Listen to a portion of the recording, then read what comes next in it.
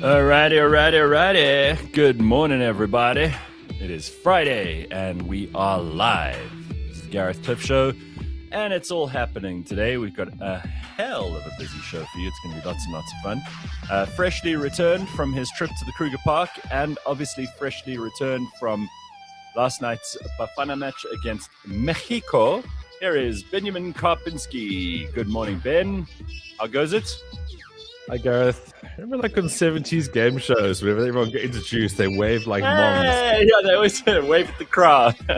And now, on this week's Tits or Tats, let's find out who our contestants are. The first contestant is Ben Karpinski. Here he is from Oklahoma. Say hi to the people, Ben. There we go. All righty, let's get going. We got so much to do. I woke up at 3 a.m. to watch Cuck this morning, says Ricky Lowe. Are you talking about our show or are you talking about the Bafana Mexico game? I'm not sure. 3 a.m. What are you watching?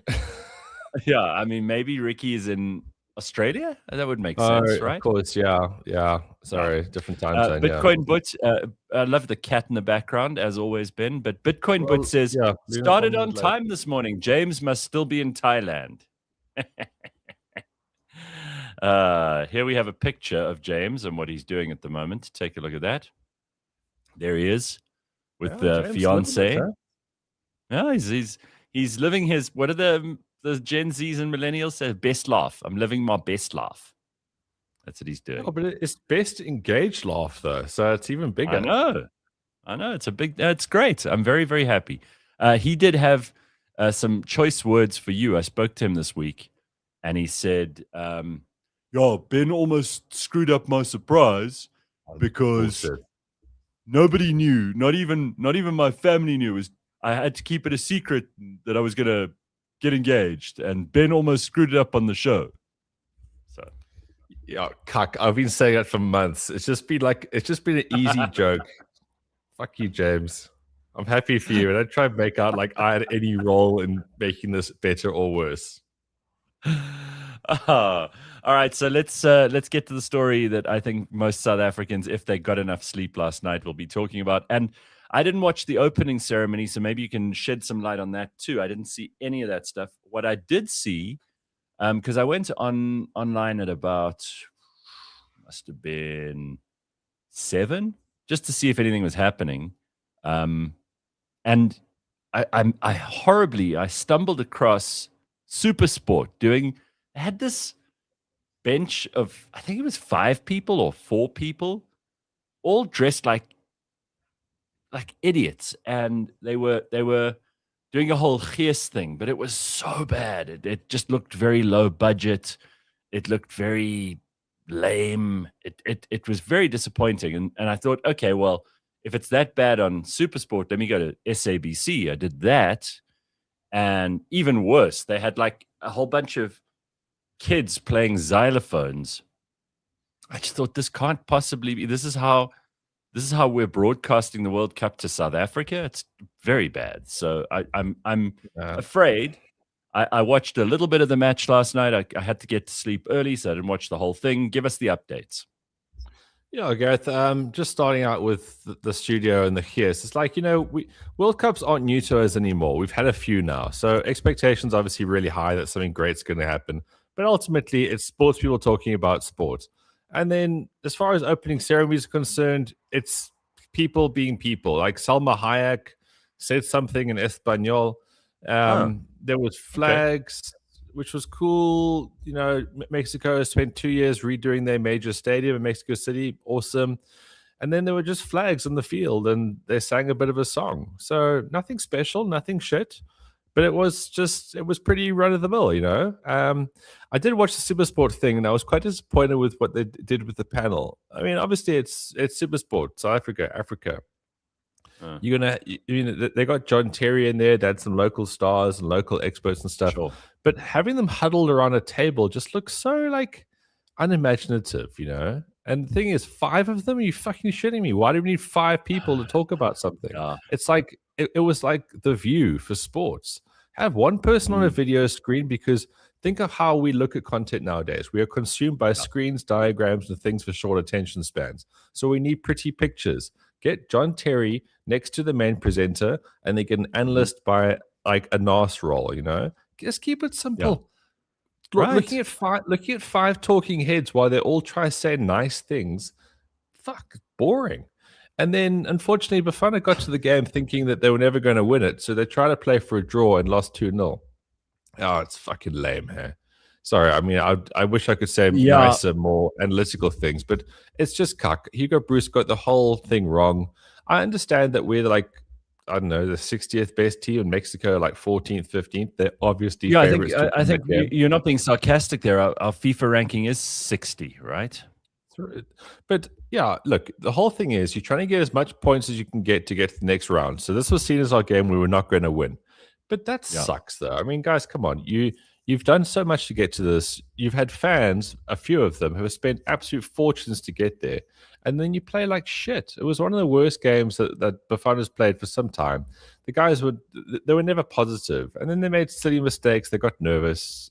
It was just shit. It was so shit. So now we basically have to win our next two games, which is always going to be the case, I guess. But, it just comes back to it here. Like, you can never love the Springboks enough. You can never love the fact that we go to World Cups as favorites and we won them enough. And unfortunately, when it comes back to it, it's like Bafana. It's the boys, right? It's always going to be boys versus the men with those Oaks.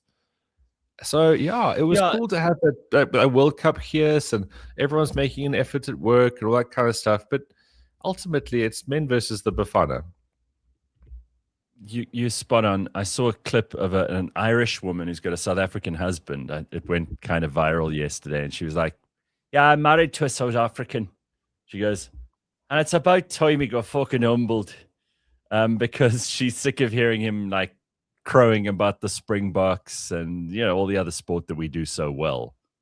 And I did find it hilarious that there's this Irish woman who's actually thrilled that this guy can't talk about how great South Africa is just the once.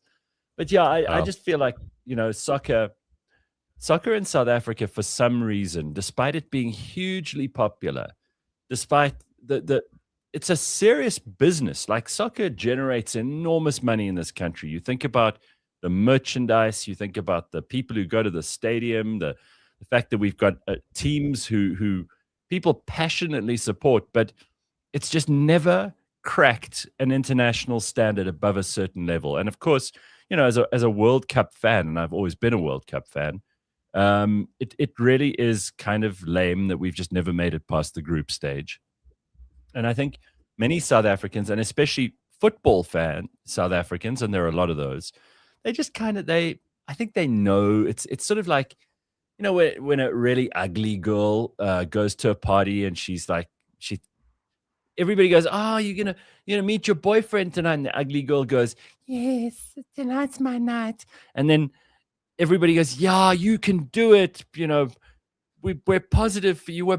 We're backing you." And then when she gets to the party, she's the ugliest girl there, and no one wants to talk to her. And people then, when she comes out of the party, they're like, "How did it go?" But they know exactly how it went. That's sort of how it feels to me. Yeah, I'm becoming more and more redundant on this show. Hey, you just basically analyzed the entire Bafana opening match of the FIFA World Cup 2026, all with an ugly girl analogy. After we found that guy who's going to replace you, that young man who's your major competition. No, it's really for me, huh? It's really you don't have a purpose anymore, Ben. All I got left is just Luna on a Friday morning. I mean, she's my only fan. She's right here, just in case I get fired live. She's here to console me.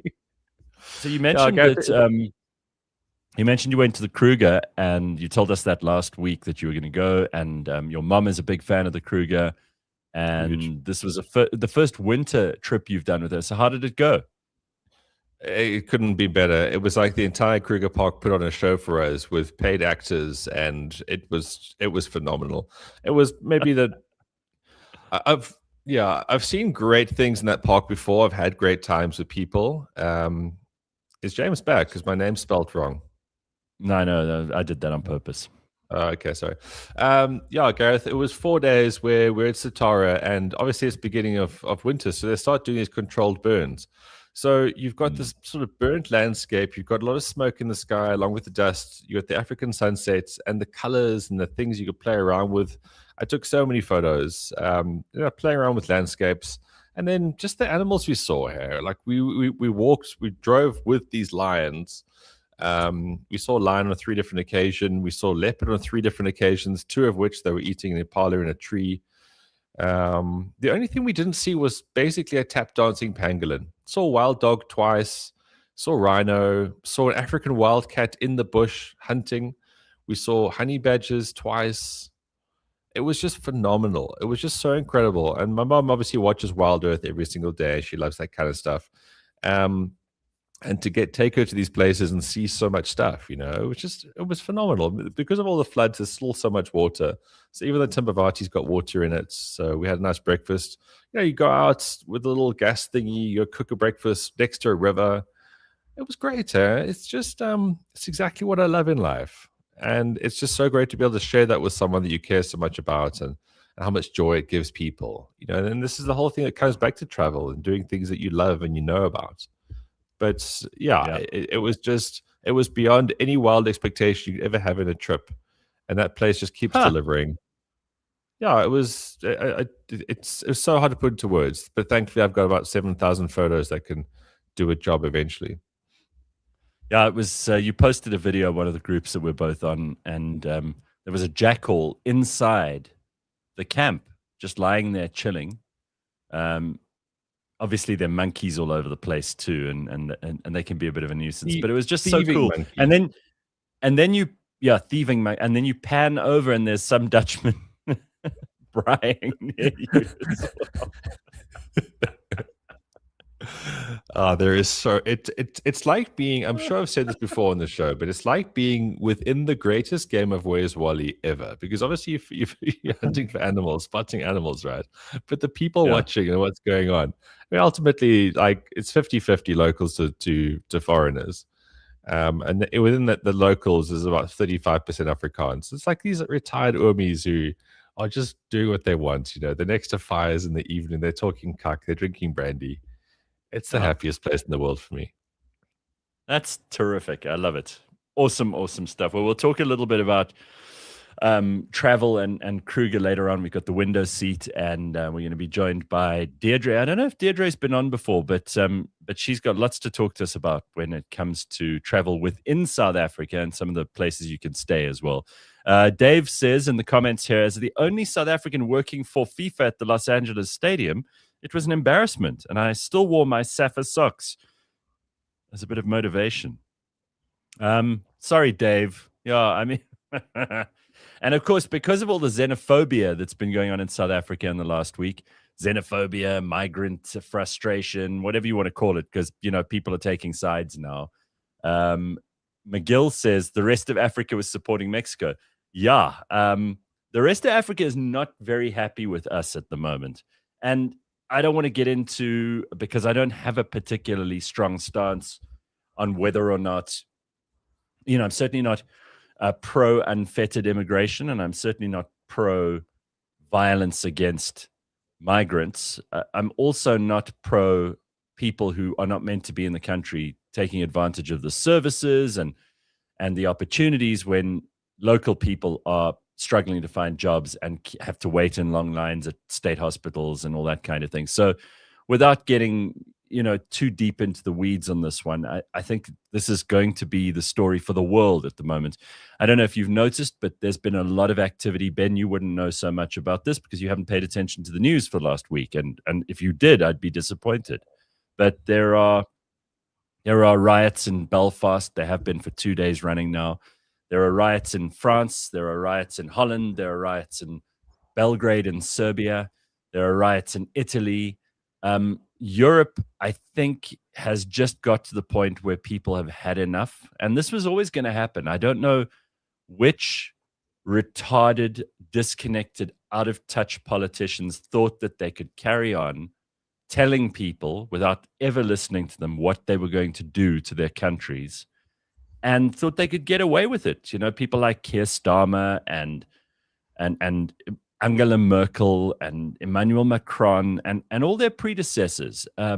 Ireland is full of happy drunk people most of the time. And yes, they've had enormous conflicts over being Protestant or Catholic. But if you think they're angry with each other over their religion, just wait until you give them a real reason, like trying to behead one of them on the streets.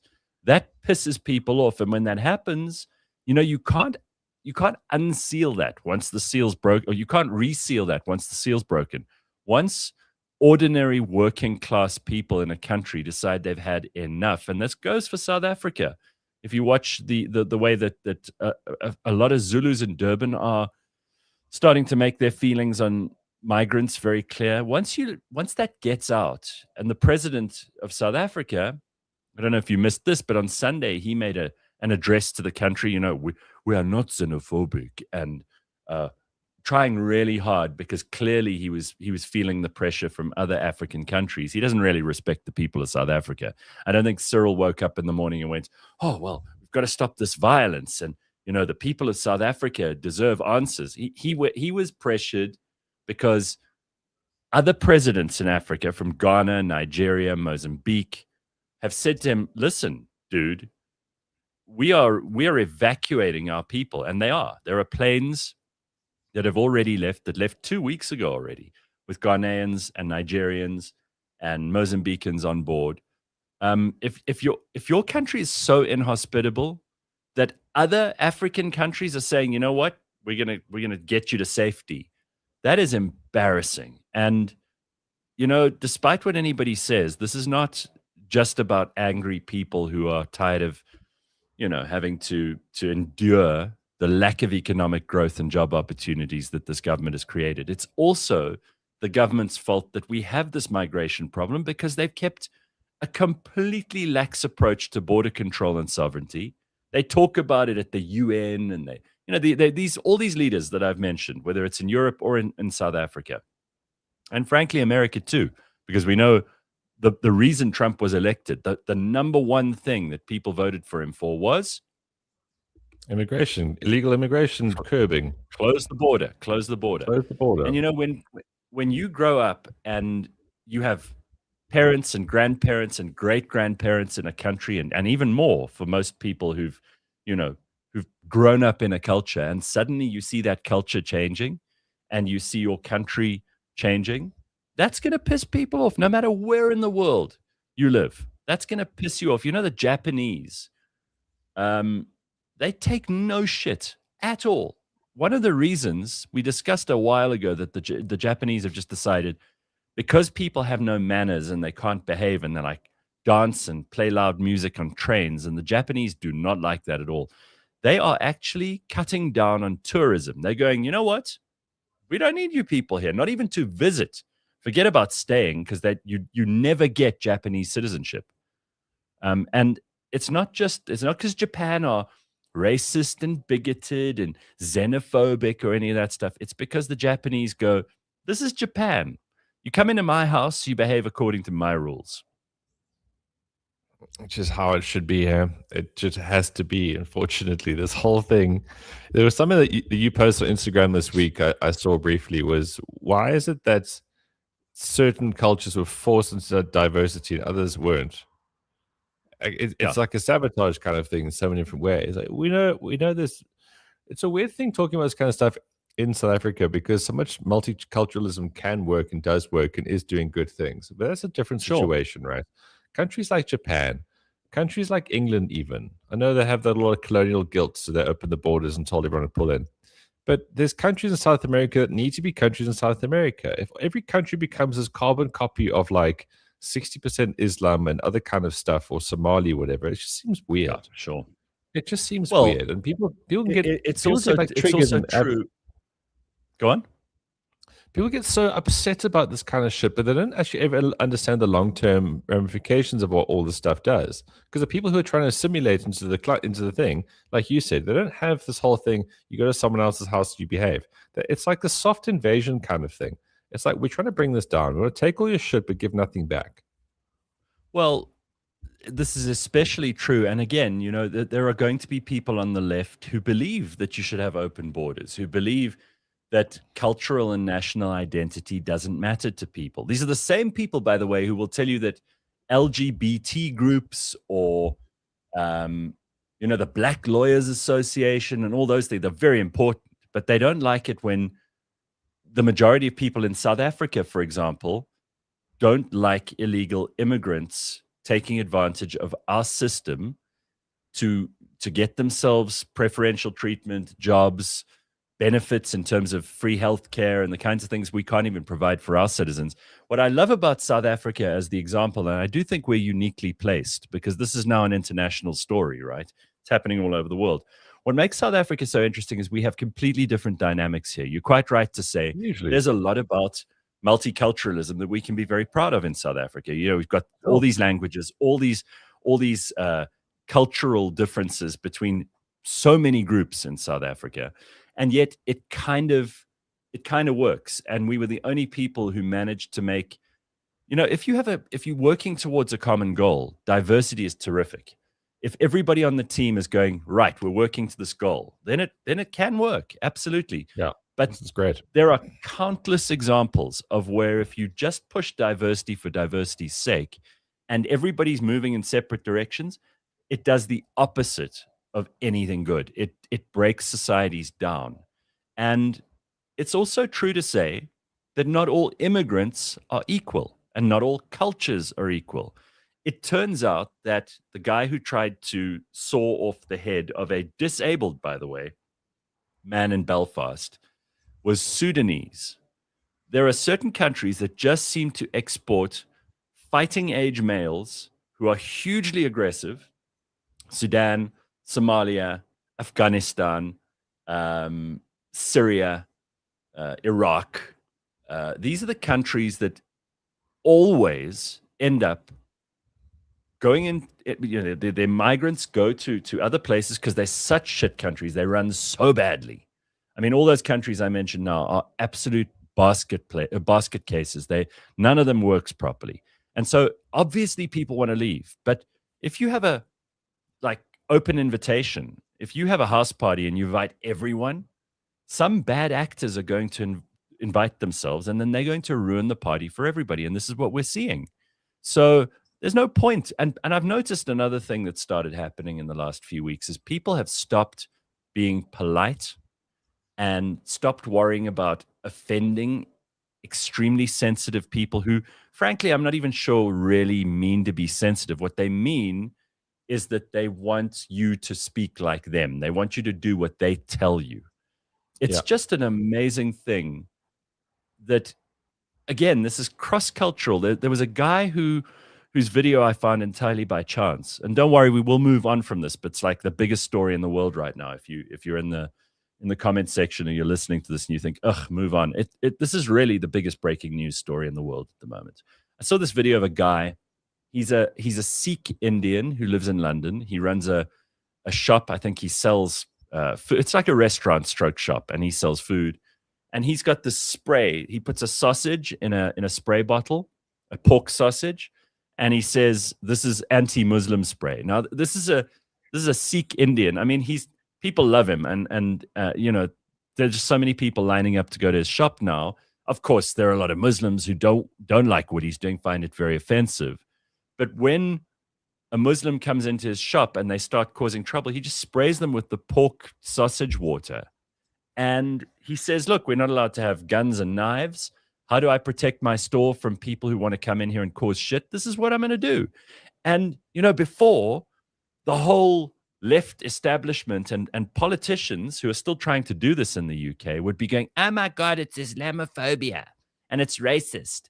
And, people, if you call them that now, they just go three magic words, right? Because if you called someone a racist or an Islamophobe or a sexist or a homophobe, before that was like a magic word that got them to shut up, and then they couldn't talk anymore. Now they have three magic words when you say one of those words, and those three words are I don't care. And that is how people feel, because the politicians have been doggedly following this one path, and if you don't like it, there must be something wrong with you. And people all over the world are just going, no, I don't. You call me whatever you want, but this is not the world I want to live in. I don't want to be in Belfast, Ireland, drinking beer and singing songs and doing that stupid dance that they do, and you know, making a racket at 3 in the morning and having ginger hair and all the things that the Irish are famous for. Yeah. But you don't want to do that and then have to walk home frightened that a Somali or a Sudanese dude is going to jump out from behind the corner and scream Allahu Akbar while he saws at your neck. No one wants that. People just, they're like, okay, if you're going to call me a racist or whatever, go for it, because I just don't want that anymore. That's not the world I want to live in. Yeah, Gareth, you're right, and this is the writing's been on the wall for quite some time now amongst people with brains. And I just want to know, with all these politicians who wanted this and did all this, where's that bad James Bond villain who's been pulling the strings the whole time, and why? Because it's what it comes down to. And like people go back to Donald Trump as being this easy target all the time, but Donald said it a long time ago. Mexico aren't sending their best. I think with all of these countries, I never want it to be like, oh, Sudanese people are shit. Everyone's got an ability to be nice. You never want to go after a country and say, you guys are fundamentally shit. But the ones, they're not sending their best. They're not sending their best, to quote Donald, and it's playing out over and over and over. These people, as you say, fighting age, very aggressive, no purpose people. And they don't want to learn, to your point earlier, these immigrants. I've got lots of friends who've emigrated from South Africa, people who are at varsity with me or that were friends of mine during school or whatever, and they've moved to other countries. They become citizens of those countries. They learn the lingo, they understand the language, they support the local teams. I mean, they might still love South Africa, and that's great, but when you are in Australia or Canada or New Zealand or Pakistan or China, wherever the hell you go, you should make an effort to acclimatize to their country rather than expect their country to acclimatize to you.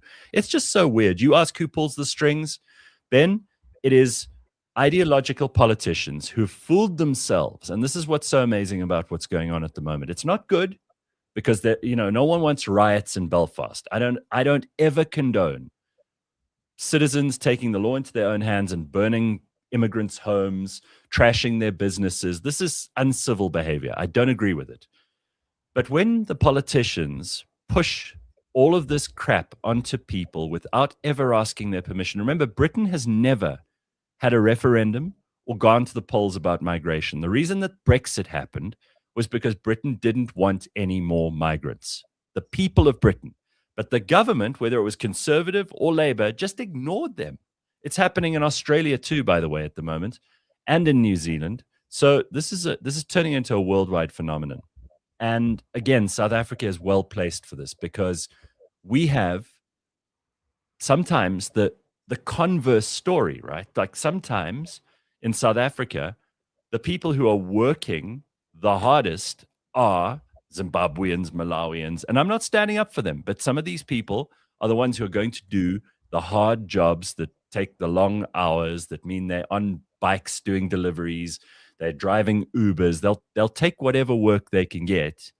And there's no minimum wage that applies to them. They have no special rights in this country because we don't even look after our own people in South Africa. So you have to choose your principle and you are going to be held to it. So if you're one of those people who believes, oh, well, everybody should have the same and we should just dole out free benefits to everybody, even though the country can't afford it, then in South Africa, you're going to find yourself in a sticky situation because your principles suddenly cannot be applied equally. If, however, you're one of those people who's like no migration whatsoever, and we find out that in your business you hire a bunch of Malawians, then you're a hypocrite. You don't have principles. Yep. You're just an asshole. You're like saying whatever you think other people will approve of. And I would rather deal with an honest person than someone who's trying to be perceived a certain way by other people.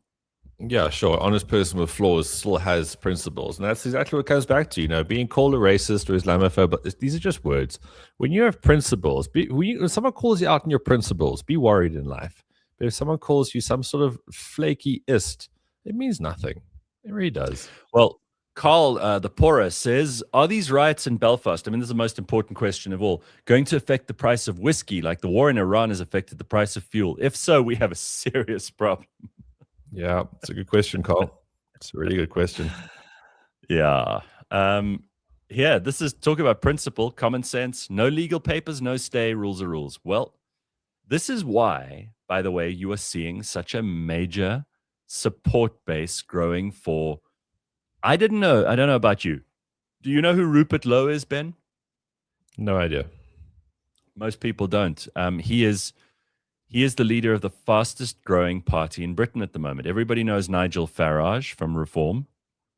Yeah. Nobody was really. Elon was paying attention to him, funnily enough. And it's so weird. Like leftists in the UK, including the Green Party leader, are saying Elon. They're trying to make the story about how the riots are bad and people saying things about migrants are bad. But they don't say the beheading is a bad idea or the stabbings that happen every other day in London. They don't want to talk about that. They're like, no, no, no, pay no attention. We're angry with you because you noticed that this is happening. That's why we're cross. And Elon brought up Rupert Lowe, who's the leader of a movement in Britain that is called Restore UK, not to be confused with Reform UK. And this is the problem with the right wing, is that they're always splintering into new groups because right wingers are usually individuals. So you and I agree on 98% of things, and then because you disagree with me on that other 2%, I have to start my own movement. This is always going to be why the right wing trips itself up, and it's happening, so obviously in Britain at the moment. But this guy is growing his support base like you cannot believe. And his whole plan is, if you don't have the papers and you're not legally there, they're going to put you on a boat or put you on a plane and send you away, which is precisely what Trump has been doing. And guess what? Governments have always said, oh, you can't do that. And, human rights organizations and NGOs have always gone, oh, you can't do that. Guess what? You can. And the people of these countries, all these countries, all over the world, are saying, that's what we want. So if the politicians don't listen, they will be harassed on the street. Their lives will become much more precarious. They will get afraid, because it's easy to stand up in Parliament and go, there is a group of people that are obviously bigots and racists and terrible people, and we're not going to be listening to them because they're the worst of us. This is not the Britain. What did Keir Starmer say the other day? This is not the Britain that I am Prime Minister of. And people don't, once you lose control to the extent that people are on the streets setting cop cars and buses on fire, it doesn't matter what you say anymore. Everyone's got a breaking point. Control. Yeah, that's the thing. Everyone's got a breaking point. And I think people's breaking points have been a lot more generous than they should have been. And again, we've spoken about this ages ago. We are so distracted with all the other shit in our life about convenience, right? The fact that we never have to leave our houses, we can just get everything delivered to us. Back in the day, if this kind of shit happened to you, you and your mates would be marching the next day. Not 3 years' time, not when your brother's been stabbed, not when you no longer have the ability to say things on social media. You would have done it the next day. So these thresholds are being pushed to the fucking limit. But when these people start doing that, that's when you know what people really, really feel. And everything you said there, Gareth, it's like it's so hard to... How do people not understand this? How do you not put two and two together here? Well, because they don't want to understand it. Because you must understand from the point of view of people like, I assume most of the people who listen to and watch this show, and I hope you are, but if you're not, that's also okay. Most of us want to understand, right? We want to know, we want to make sense of the world. We want to recognize patterns and be able to, and this is why I'm enjoying this daily briefing so much, which someone just brought up in the comments, because I'm looking for patterns. I'm trying to help the rest of us who are too busy and don't have time to pay attention to the news every day, to pick up on what the patterns are that are changing the world beneath your feet, that are making the nation you live in, the community you're a part of, the language group you've joined because that's how you grew up speaking, the priorities, the economy. There are patterns going on here. If you refuse to recognize those patterns because you're living in fantasy,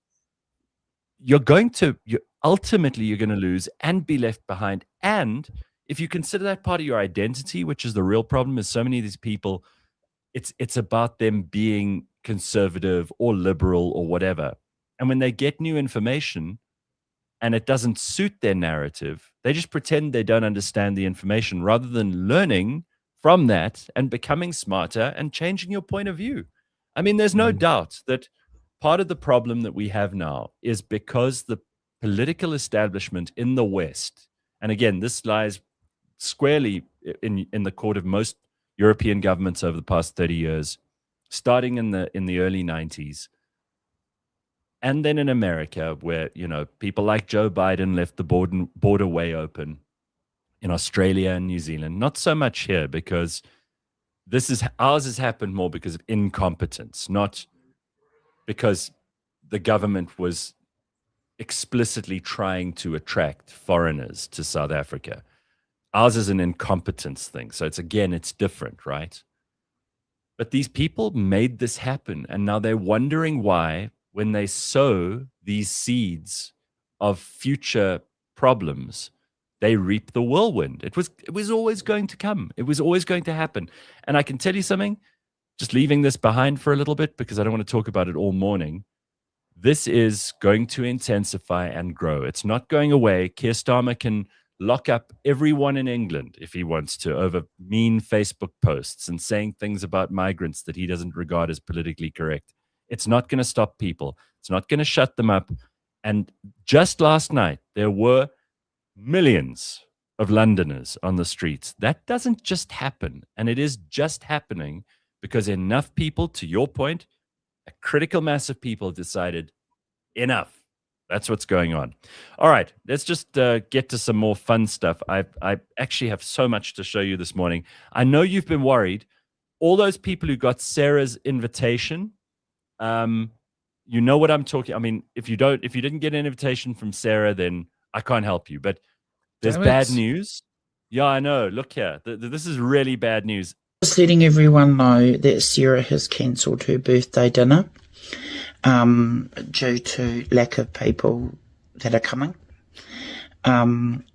This does happen to her every year, which is really sad. It's sad for me to watch because I've watched it happen for a long time. But at the end of the day, Sarah still tries to be herself. Sarah still will plod along her own life. It'll be just another day for her. And I'm upstairs because she's having some time out crying and feeling a bit sad, which I can totally understand. But anyway, onwards and upwards, I say. And yes, thank you for listening, because I've got nothing else to say. I just wanted to say this message. Every year. So the reason I really wanted to show this to you is because you have to help me. I need to know why that lady in that clip is making it worse. She clearly doesn't know that. She probably thinks she's being hugely compassionate and she really cares about Sarah, but she just told the whole internet that no one wants to go to Sarah's birthday and no one likes Sarah. And it happens to her every year. Which would in turn suggest that nobody cares about the update. But the every year part is just brilliant. I mean, is it the same invitation? Is it for the same place? Does she mix it up? I have so many questions. She's upstairs crying, but the friend or girlfriend or wife or who knows what is downstairs going, yeah, well, we've had to cancel it again. Happens every year. No one wants to come to Sarah's birthday.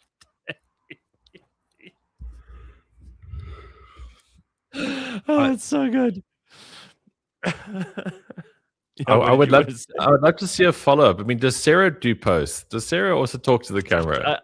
I don't know. I didn't follow her, but you know what? Now I'm gonna have to go and look her up again and see. Please do. I mean, like, you follow way worse people than that. Please follow up, because at some stage Sarah's gonna show herself. Like, what is it? Does she have Tourette's? Does she smell? Don't know.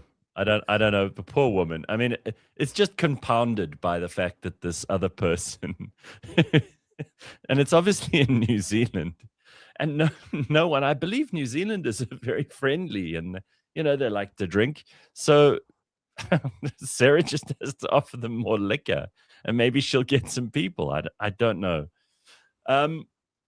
One of the ongoing themes, and this is where I do have to give credit to the audience. A lot of the people in the comments sections are chief among these, but credit to the people who listen to and watch this show. You guys have got me. Whenever something comes up, whenever we've got an ongoing theme, you deliver, and they've been scouring the internet, Ben. They found us a new estate agent. And amazing. one of the scourges of the internet is that estate agents are now also content creators, and this is how they sell their properties. But we've had the one who pretends to skydive. We've had the ones who do flips. We've had those two New Zealand women, which made me think of it, who started this whole thing, LP and Bix, who I do subscribe to. But here's the best one so far. I don't know where she's from. I guess Krugersdorp, but maybe that's a slur. And here's today's absolute clanger. This is the best one of all. Are you looking for a safe family home where your children can still ride bicycle outside, where you still know your neighbors, where you can truly relax and know your family is safe? Well, I've got you.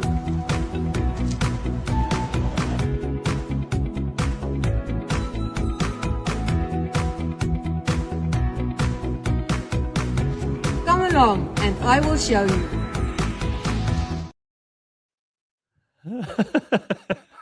I absolutely love how it's like, no, we're doing this in English.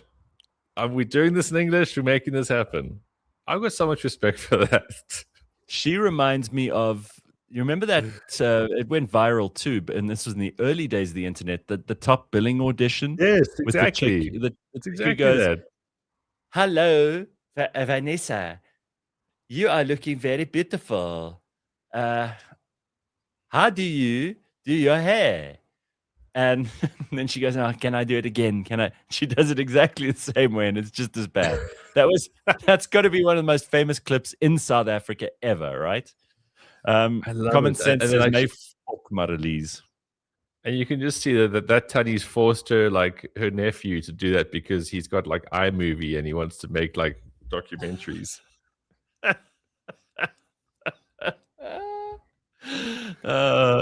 Is this Lazelle's cousin? Somebody says, is that Hugo's wife? You remember?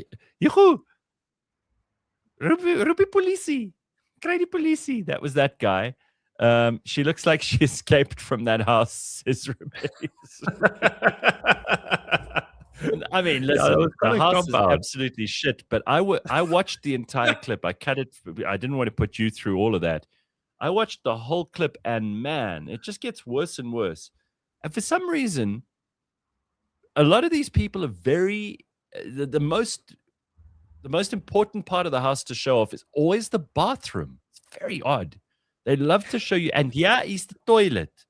Big thing. Clearly, that's where their priorities lie. Unbelievable. Do you want more, or is that enough? Are you saturated? No, I actually do. I actually do that. Well, I mean, here's a woman away from people all week. Okay, here's a chick who makes a very good point. And if you're not watching us on YouTube and you haven't subscribed, you need to do that ASAP. But this is where you need the visuals on this clip. Normally, we try to find clips that are not about the visuals, but I think this woman makes an excellent point. Okay? People always ask me why I talk with my hands like this. It's because if I move them, you're not going to listen to a word I say.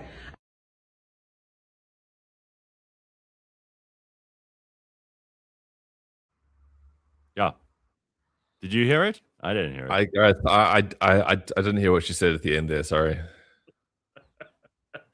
All right, and then we often say, there are certain types of women, and we talk about and we separate women into categories, and we say this one's smart, that one's pretty, this is a good example of femininity, that's a bad example. But it's time that men get their turn on the show. So here are, according to this woman, 3 types of men. Okay, there are only 3. She says there are only 3 types of men in the world, and I think maybe this is a thing for guys to pay attention to, because you've got to figure out what you are. All right, you ready?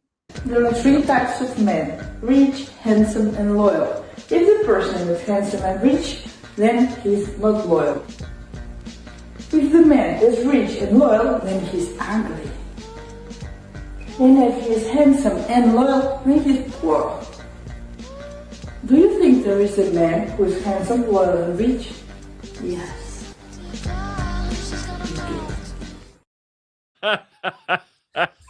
All right, so if you if you're handsome and loyal, then she says then he's poor.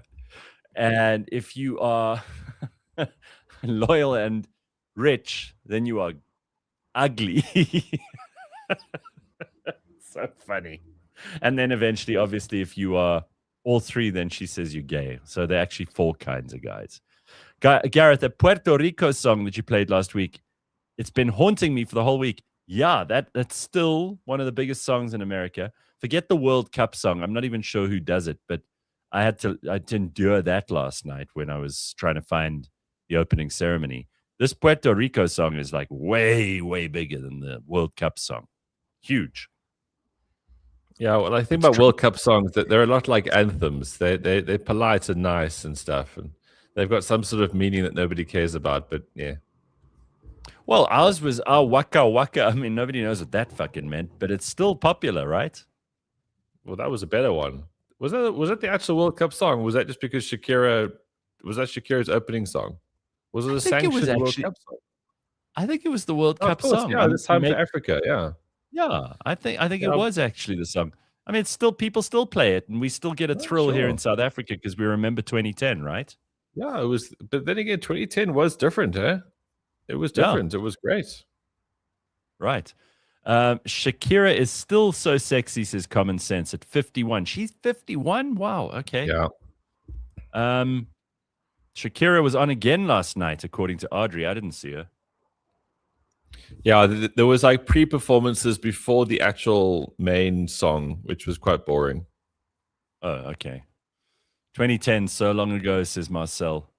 Well, World Cup time is really when I see a lot of my brother, and it's something that therefore only means every 4 years. I mean, we do see each other in between, but it's a thing. You know how like you just took your mom to the Kruger Park, right? Yeah. That's obviously a thing you both love to do, and it was especially nice that you got to do this with her because, I mean, you know, again, your parents don't even live in the same town as you, so when you get to see them, that's pretty exciting. My brother and I are big World Cup fans. I always have been, and we've supported Argentina since 1990. So we managed in the 2010 World Cup to go, and I think we saw either 8 or 9 games together, which was it was just the best, man. When I think about it, even though it was this time of year, it was freezing. You know, you go to It FNB was Stadium. particularly cold. Yes, it was cold. FNB Stadium, we did Loftus, we did Polokwane, we did Cape Town. I don't think we did Durban, but I definitely got in about 8 or 9 matches, which was so spectacular. So I'm trying to get back into that gees, and I don't think I'm there yet, but I'll probably be there very soon. Yeah, it's tricky, Gareth, because of the time zones, and that's what it comes down to. I mean, Bafana's got 2 more games left. One's at 6 a.m. Sorry, one's at 6 p.m., which is like prime time, which is amazing, and then the other ones are like 1 a.m. or some shit. Sorry, I did write this down. I'm not complete to use this show just yet. Comment from Mo Rabbit. He says, if you had no hair, you would look like Temu Dr. Evil. Yeah, with the cool. cat on your... Yeah. So so next Thursday we play against Czech Republic at 6, so that's nice, a nice time. And then the Thursday after that, 3 a.m. versus South Korea. Oh, that's cool. Okay, why do we always end up with South Korea and Mexico? Is it not random? Am I being stupid? No, it's random. It's random. I don't think we've been with South Korea before. We played the World Cup in South Korea. I don't think we've been in their group though. I could be wrong though. All right, well, we're gonna have to figure it out. I must print a fucking schedule and actually watch the thing. That's what I need to do. All right. I saw just this morning a quick update, and then we've got to get to the window seat, which I'm very excited about for today. But the state has called Julius Malema's arguments in his firearms conviction appeal absurd. So again, this is not the judge, it's not the court, but the state.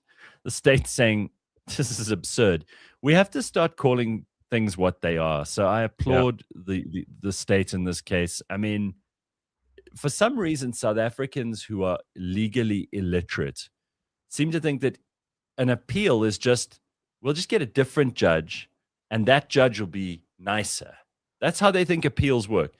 And an appeal, the same facts, the same evidence, the same case, an appeal doesn't mean that you get a second chance. It's like that song that Jeremy Mansfield he made it up for the guy who loses the game show on TV, and then the audience go, give him another chance. And I think that's what a lot of people in South Africa, including people who ought to know better, like Julius is on the Judicial Services Commission. In other words, they select judges. He ought to know that an appeal is not give him another chance. It's actually like, sorry, dude, this is bullshit. Just because there's a different judge because you think you had a problem with the previous one. And really, the lawyers ought to take responsibility for some of this too, because they tell their clients, oh, no, we'll just appeal it. That's how it works. It is how it works, because then it's more billable hours. That's exactly how it works. Give him another chance. All right, let's go to Deirdre, who's been, hey, Deirdre, you've been waiting for a while here. I'm sorry to keep you. Hey, Deirdre. Good morning, Gareth. Good morning, Ben. Yes, you're Give full of me another chance this morning, please. I know, but look at you. You're so excitable and you're looking so fresh and ready to take on the day. What's going on here?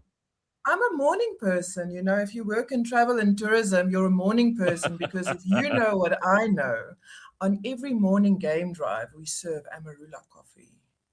Yes, that's okay. I've got something to get up for. And I'm very happy to see you, Ben, and your holiday glasses that you bought from Temu. It was a 2-for-1 deal. Oh, nice. Nice. Yes, Deirdre, give him shit. Yes. Deirdre, you know what? Unlike you, I've got a very wrinkled gezicht. So when I wake up this early, you're either going to get a face of a Sharpay or you're going to get slightly tinted glasses. I mean, you got to take what you get here. No, I understand. I won't steal your shine. I've taken mine off. You enjoy yours for your wrinkle. I love this. Okay, so Deirdre Broderick Ward is from AHA Hotels and Lodges. For those of you who haven't met her before, I'm sure you have been on the show with us before, because I remember having you on once. No, I haven't. I've been traveling with you and Ben before, and we've done some events and some golf and some stays together. So maybe that's why it feels blurry in your mind. That's right. Okay, but listen, you are the person who oversees sales and marketing for hotels and lodges. AHA's got some awesome properties. I don't think everybody in the country knows, and maybe there are people who are listening to this going, AHA? Just help them. Tell us about your awesome portfolio for starters, and then we'll get into the SETI and Kruger and KZN. I don't, and I think you're right. Let's start with the AHA part. We're not the 80s band. That's not the one, right? Go on. So what I'm going to ask you to do, close your eyes. Those that aren't driving, obviously, close your eyes for a moment, and that includes you too, Ben and Gareth. I won't be weird with you, but just to give you an idea, if you close your eyes and you think of the first time that you went on safari, the first time that you sat around a boma, or maybe for you, the first time that you went and stayed in a very nice hotel with a view, and you think of how that made you feel, that is your AHA moment. And that is what we do. We are the people that create those experiences and those memories and those moments, essentially. So we've got a collection of hotels, lodges, resorts throughout South Africa, from 4-star to 5-star, glamping experiences, high-end lodges, malaria-free, inside the Kruger, in the Central Berg area. And our collection really is for people that want to experience South Africa, because at the end of the day, local is always lekker. So, I mean, you guys specialize, obviously, and in Kruger, you've got a number of really interesting options. And Ben's just got back from Kruger, so I mean, he can tell you the answer to your little imagination game this morning. I'm not the fan that my family, listen, my mom and dad and my brother and his wife, they love going to the Kruger Park. They love early morning game drives, late afternoon game drives. They love that stuff. And I don't dislike it. I mean, what South African doesn't enjoy that? But I'll never forget the smells, because there's a smell there's a smell in the air in the Lowveld. Ben probably still has it on his clothes at the moment. It's just this, there's this amazing, like I haven't washed in 4 days. It's like a sweet potato kind of smell combined with like dry smoke. It's just, there's something very special. And that's something I will never forget. And I think that's very important. You don't understand it until you experience it. And we as South Africans are so fortunate, especially, as Wali's here in Joburg, we forget that it's actually not that far. I mean, I know we complain about sitting in traffic, but sitting in traffic for 3 hours or driving to the Kruger for 3 hours, at the end of the day, you choose your destination, right? And I'm sure, Ben, I know that you've just been in Kruger. What do you call your Kruger depression syndrome again? Well, I try not to think of it anymore, but it is. It's a post-Kruger depression syndrome, because as you leave the park and you come back to normal life, and when you come into town, you start seeing billboards and all that kind of stuff. It gets me. But I just know that the next trip is there. And everything you spoke about there, about the aha moments, they actually get better. Like, I feel they're more. I feel that they're more profound now than they've ever been. They're more numerous than they've ever been. So even though sometimes when you experience something for the first time, it's like, okay, that's the first time. Everything here is incrementally worse. It's never like that with travel to these places. It actually goes the other way. It gets incrementally better. 100% agree with you there. All right, so just tell us about Nkuhlu Tented Camp, because obviously you've got different levels people can come in here. Somebody says, "Oh no, I smell that this is expensive." You obviously come on, guys! Don't give away your budget on the show here, really. Yeah, it's. I mean, don't be so chairman? Poor. No, don't be so poor. But hang on, Deirdre. Just tell us, like, what start at the top and then go down to the slightly more affordable stuff, because obviously South Africans would rather travel inside of our own country and 100%. Spend a little less to have an amazing experience. But there are 100%. People they've got lots of ammo, so they want to go to the best places. Right. Start there. 100%. And let's start at the top. When you look at our collection, we've got that 5-star element, and then we tear down specifically. And at the end of the day, it's understanding who our demographic is and who our client, and I don't want to say client, who essentially the guest is for the specific lodge. So if we park Kruger for a moment and we go to our really high-end lodges, we're thinking of our lodges in the Pilanesberg, which is Ivory Tree and Shepherd's Tree. And this is truly one of those plush experiences. If you have got to spoil your wife, if you are going on a golf trip with the guys and the wives need to stay behind, if you are in trouble with your boss or your sister, this is essentially where you take someone. So Ivory Tree and Shepherd's Tree sits in the Pilans National Park. And we know the Pilanesberg National Park, and this is for you specifically, Gareth, because I know you're a big nerd like this, is actually one of the only craters you can see from space. And so from a game drive experience, both these lodges sit at 2 sides of that specific park. And so in terms of its location, we're right in terms of your access straight into the park. Ivory Tree Lodge is a bit more for your families and a mixed multi-generational travel. So we've got beautiful family rooms with their own private pools. We have a check-in time. At check-in time, what we do now is we've got this little spin the wheel to make your own cocktail. And that is part of that experience specifically also, But absolutely your idea, Deirdre. Hey? No. Absolutely your idea. Oh, I don't believe it. Maybe. So from the moment you arrive, everything is thought of for our guest. What can we do for you as the guest to take home a memory and to take home a story to tell and then to come back again? So all your meals are included. We're talking about 2 game drives daily. And then you can also upgrade. We've got the Royal Pilani Suite, which is, it's got its own jacuzzi, its own private pool, a boma. So if you really want to go out and impress, that is the way. We're also one of the only lodges, I believe, in that area between Ivory Tree, which is the one I just spoke of, and Shepherd's Tree, which is our fully inclusive package. So one of the only lodges that actually don't do that whole breakfast, lunch and dinner buffet. We actually do plated meals. So I think that's also important to say. It's not just you're getting to a lodge, you're overpaying, and then you get there and it's a buffet. You know, every meal is curated. We actually had one of our chefs the other day who was inspired by an eagle sitting in a bird's nest and then made the starter similar to that. Okay, it wasn't that eagle specifically, but the whole experience from bush comes onto plate. So it's really something truly special to see. Deirdre, did you see that comment now? Sorry, you see that comment from Billy? He says, this is perfect for a mistress getaway. Would you agree? I mean, I don't have a mistress currently. I've only got one wife. They say when you choose your mistress, it needs to be the chaotic one. But yes, and like I said, our villas are very private. So you don't need to use the main house or the main pool area in case you walk into anyone you know. So there if that solves your question, Billy, you can mail Gareth directly for more details. Yeah, nice, Billy. Billy represents the more open relationship type of audience that we have here. We have no others judgment who are much here. more. No judgment.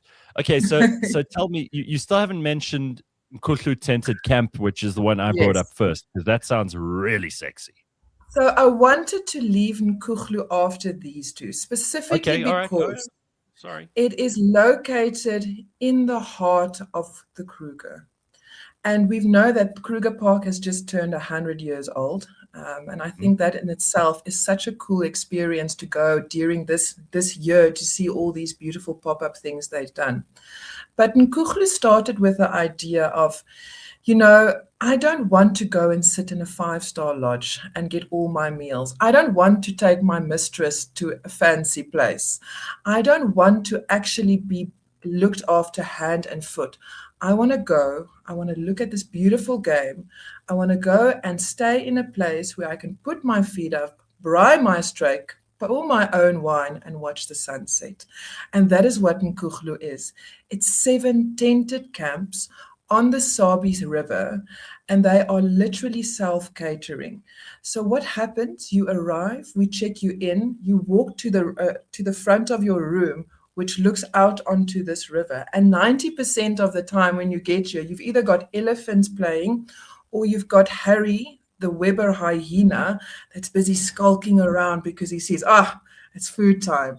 So essentially it is free roaming. It's one of those destinations. And okay, let's be honest. It is not up here in terms of price, right? It is very, very affordable, but you pay for location and you don't get a better location than that. Because also it's on the H4-1 road, and I'm sure Ben will know this road. This is how we test the true Kruger followers. Okay, Ben, do you know the road? Most predator-dense road. Yeah, Deirdre, I know the road. I know the place. I had the most amazing 2 nights. I know. You probably did. I had 20 minutes with a leopard there, because normally what happens is when you go stay in a Sandparks camp or somewhere else, you're going to be back at a certain time. Yeah. You get back to Nkuklu because you're at the heart of the Kruger. You're still in game time, right? So 100%. There's a resident leopard, and you can hear him soaring in the evening when you stay at that camp, because you're right by the river. And then I had extra time with the leopard because we just have to go to our little camp here, and it's so small. You know, Deirdre, there's people bitch about price so much, and it's a very weird thing because I don't know why people think it's interesting. It's like, okay, you're putting yourself in a box. It's not interesting. Like what you just said there about having the self-catering thing, that's what I love most about Kruger. I mean, sure, I would love to go to a lodge, but self-catering is great because it's freedom. But when you come back to a Sandparks place, and this is no slight on them, they've got many, many places that do many, many exchanges. But when you come back to a Sandparks place after a game drive, and the oak next to you is brimming with petrol, or your shower only comes through 4 of the little holes, not the 40 on the head. And no, this is what happened to me. Like, I had a great trip this week, but because I was staying in a Sandparks kind of thing, and I've got other things around me that aren't comfortable. There's nowhere to sit. Like, you got to take your own camping chair. When you get to bed, it's a single bed, and it's like a mothy sort of blanket. And in Kuklu, you'll have the greatest sleep of your life. It is probably the greatest bed setup and linen combination you'll ever get. At night, they give you a little bedtime story on a card. The monkey tears or the cheetah tears. Like, you cannot get more comfortable. And when that happens at the end of a day, it's like, this is the greatest day of my life. When you've got to worry about no hot water coming out of a tap and you feel a bit dirty, and then you realize what you pay for in terms of quality, in terms of actually exceeding the expectations, right? You should see how many bites I have on me. It's cool and all, but I mean, at Kuklu, there is this beautiful mosquito net that adds to the ambiance and the romance of it. I had no bites when I stayed there. I am bitten, like I've got a rash at the moment. And I think, Ben, sorry, Gareth, you're on mute. I know you're new to this, but there's a button. Gareth, sorry.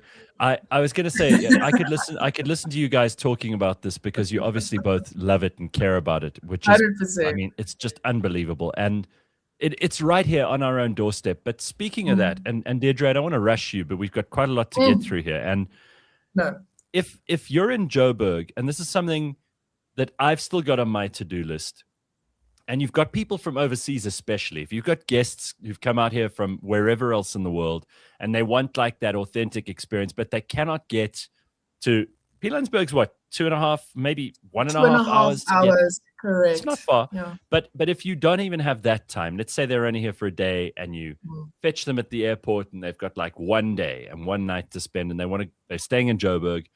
You've got this Lesedi Cultural Village, which is right here. 100%.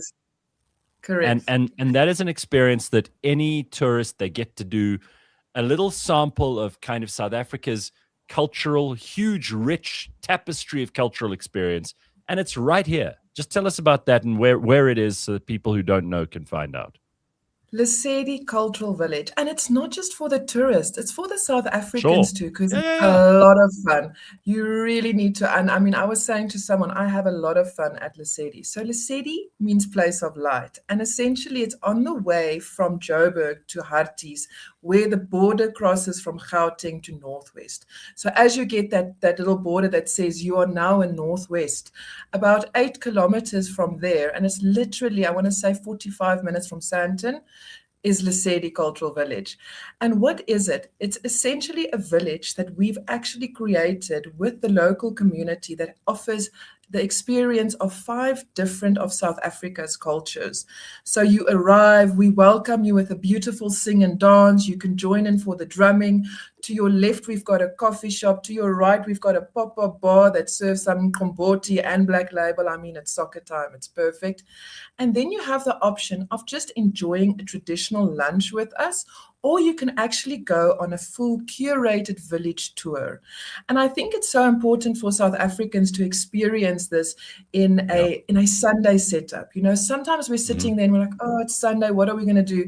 Let's go somewhere and eat again because we love eating. We are South Africans. I'm challenging you to actually, as Joburgers, join us, you know, come for the tour, come for the walk, come for the lunch, which, by the way, we do serve fantastic crocodile, beautiful krummelpap. The other day, I actually also had the best pork belly ever. But not crocodile. I'm sorry, not crocodile. I know there are lots of people. Yeah, there are lots of people who like the predator, not the prey. I'm not one of those people who's very experimental in a culinary way. Let's just put it that way. But don't worry, Gareth. We've got the chicken too, and the boerewors rolls. And if you're not hungry, you can just have a coffee and a nice pastry. Or, you know, if you want to try something when you're on the tour, they can give you a little mupani worm if you're brave by then. But it's not just your traditional food. I've eaten crocodile. Listen, I'm not experimental, but I did once try crocodile, and it was also somewhere near Hartbeespoort Dam, and maybe it was just bad crocodile. I don't know what's good crocodile, but I'm not going to do that again. And I have tried Mapani worms, so I'm not a complete bore. I do want to move on because, again, there's so many things here that we can cover. But let's just get to KZN, because this is something super exciting that I also love. And, a lot of people in winter, they want to be around a fire in the mountains. To many people, that is like the perfect winter experience. And while Ben loves being in the Kruger, this to me is massively appealing. So you've got a place in the Drakensberg. Correct. Alpine Heath Hotel and Resort, and it's turning 30 years old. Do you know how many winter memories we've created there? Wow. So a beautiful resort. And the nice thing is, again, you've got the option here, self-catering or catering. So we serve these beautiful Snowberg packages that includes the fireside, the wines, the activities, but then you can also do self-catering. And actually now with the snow that has recently fallen over last weekend, it was so beautiful to see, because you wake up in the morning, you brew your coffee, you open your window, and you just wake up to this beautiful Drakensberg mountain that looks like something out of The Sound of Music. And when you open your door and you walk down to our main village, there's just that hum of activity going on, and you truly feel like you're in a little village somewhere. I don't want to say overseas, because all you hear is Afrikaans, and we've got the good food going, and then some English. And I just think it's such a forgotten of destination. And we were sitting with a few of our team. People don't automatically think that that's even available in South Africa, which is why I wanted you to mention that specifically. Okay, so I'm just looking at the list here. We're never going to get through all of these, but you mentioned No, I mean it's such a and by the way, this is the tip of the iceberg. So KZN, we've got Alpine Heath. You can go to the mountains and have that experience. You can go to Lesedi Cultural Village right here, 45 minutes from Sandton. You mentioned Kruger. We've spoken about the Pilansberg. We've also got Skukuza Safari Lodge, Baobab Tree. You got Buffalo Rock, and then there's a story that you want to tell us, which I think is important before you go, about the spa at Nkambeni Safari Camp. First of all, where is that, and what's the story with the spa? I need to tell you this story because it's something that I've now experienced for the first time. So 100%. Nkambeni Safari Camp is one of our tented camps, also great for South Africans, tented, but we've got the option there, breakfast and a lunch. The story that I want to tell you is Nkambeni is a lodge that we actually work with hand in hand with the local community. So what we do there is we actually train the community, bring them into our environment. So we create jobs, we create experiences and opportunities for the local community. About, I want to say two years ago, we felt like there was a need to put a spa on site, but we looked at a few options, and it just was so costly to hire in a spa company. And because as Tourvest, where our kind of focus is with the people and creating sustainable environments, not just in conservation, but also in the local communities. And so we decided to take on this challenge and say, you know what? Let's build the spa and send out a notification to the local community to say that we are going to build the spa, and we're going to literally probably employ 6 to 10 spa therapists and a manager. And we thought, okay, maybe you'll get like 100 or 200 applications. We got over 2,000 applications. Wow. Holy hell. That's and incredible. So we built this spa, we trained the successful applicants up, and we are now running this spa actually with the successful applicants. And I had my first spa experience. I just got back from the Kruger, unfortunately not on leisure, Ben. I had to go and work. But I actually took a bit of time out and did a spa therapy, and I was blown away. I saw these ladies when we started working with them, and just the growth and the experience. And I think the story that I want to tell here is, it's great to go on holiday. It's great to have the ability to do that. But what we do at AHA and at Tourvest Accommodation and Tourvest as a whole is we actually realize that tourism is the way forward. It's where we're going to grow, and we need to create these opportunities. And now we're opening 2 of our other lodges, one in Greater Kruger, Makalali, that got flooded, and then Takadu and Madikwe that got flooded. And because of the success at the spa in Nkambeni, we want to duplicate that blueprint specifically to develop local communities that don't necessarily get the opportunities to say, we're going to place the lodge here, we're going to create an opportunity for you. And I think for me, just walking out of there and feeling like I was so relaxed and realizing how proud these ladies are just made me realize it's not always about the memories that we create, but again, the moments. I've got to give the whole company huge kudos here. And I know this because I've spent a lot of time with you guys and I know how much you're involved in.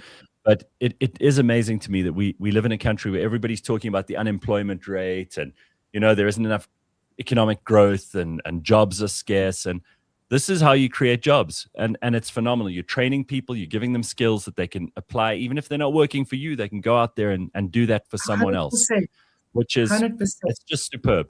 Listen, Deirdre, I love it. Ben is already ready to go. Ben is ready to go back to the Kruger again after this conversation. Yeah. Thank you so much. There we go. That's the way.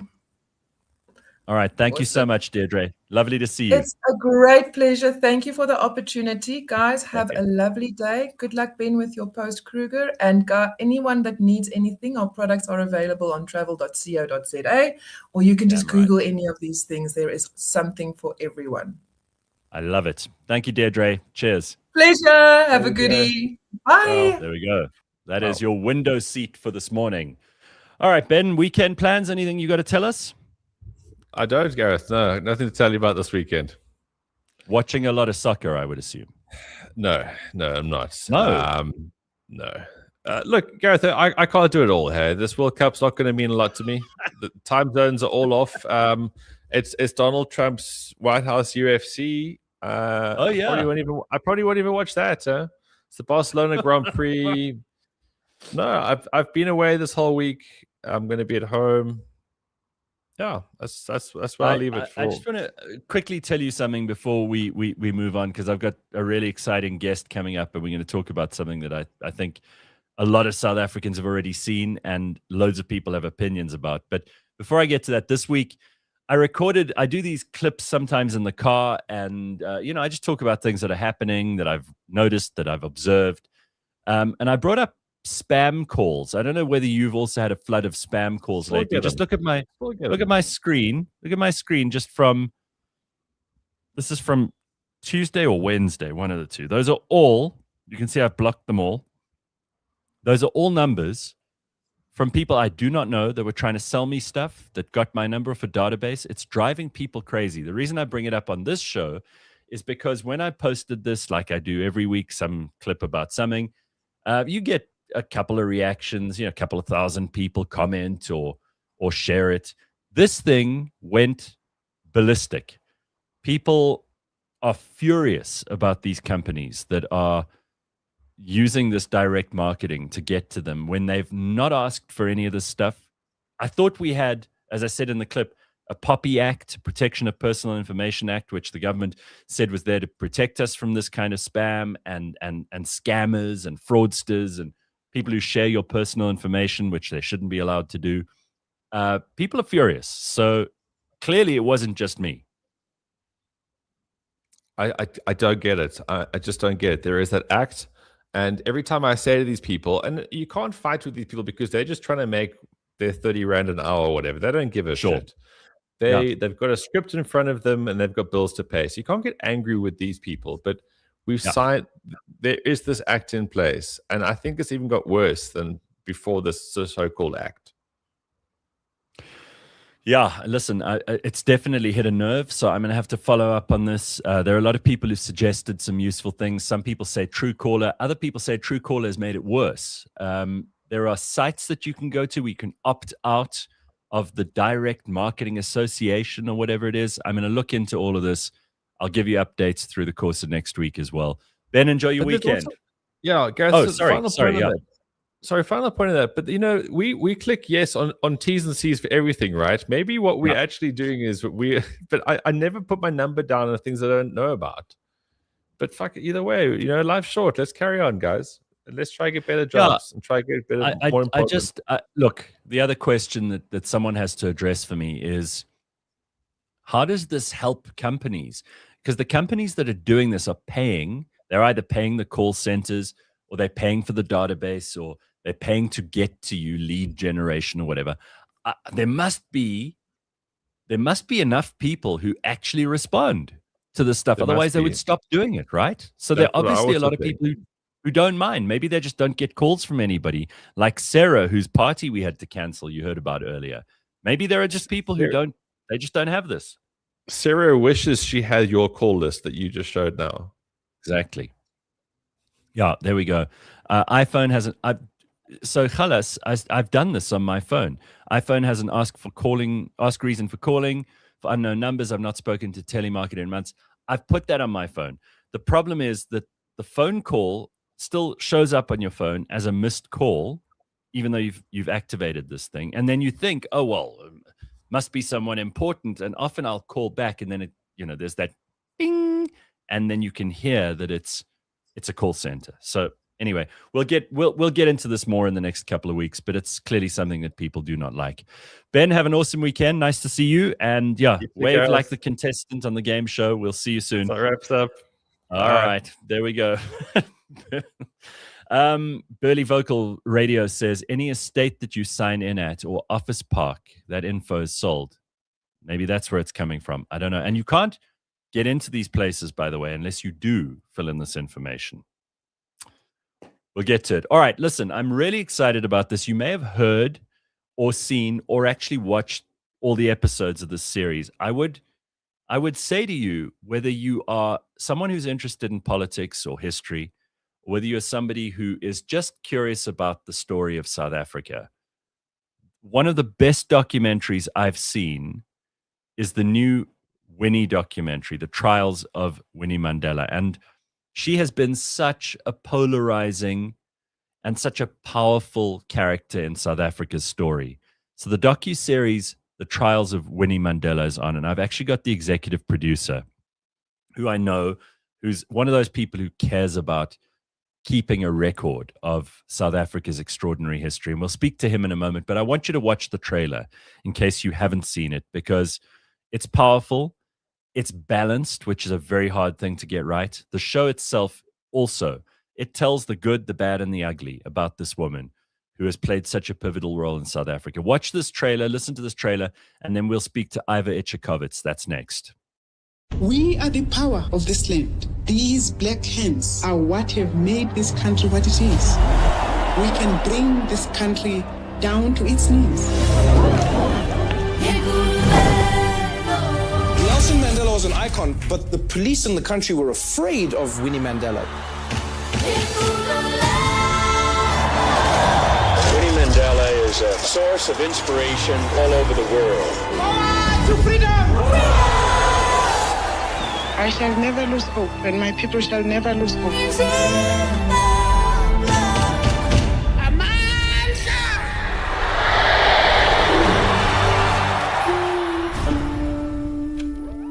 We're going on this journey, right? We're finding out the truth, right? We're finding out her story. You said you had a difficult question. How do you ask your grandmother, are you a murderer? Are you a kidnapper? Did you have an affair with granddad? You just said that I was out of control. Truth can be spoken now. We bring up the white man's children. We could have killed them any day we wanted to. What that harassment did was destroy the emotion of fear. I fear nothing. Don't drag me. I'm coming. She fought a lone wolf.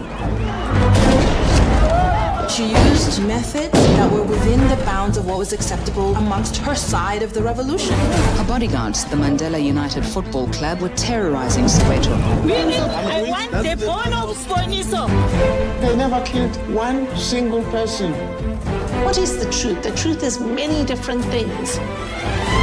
Who holds the 100% of sainthood?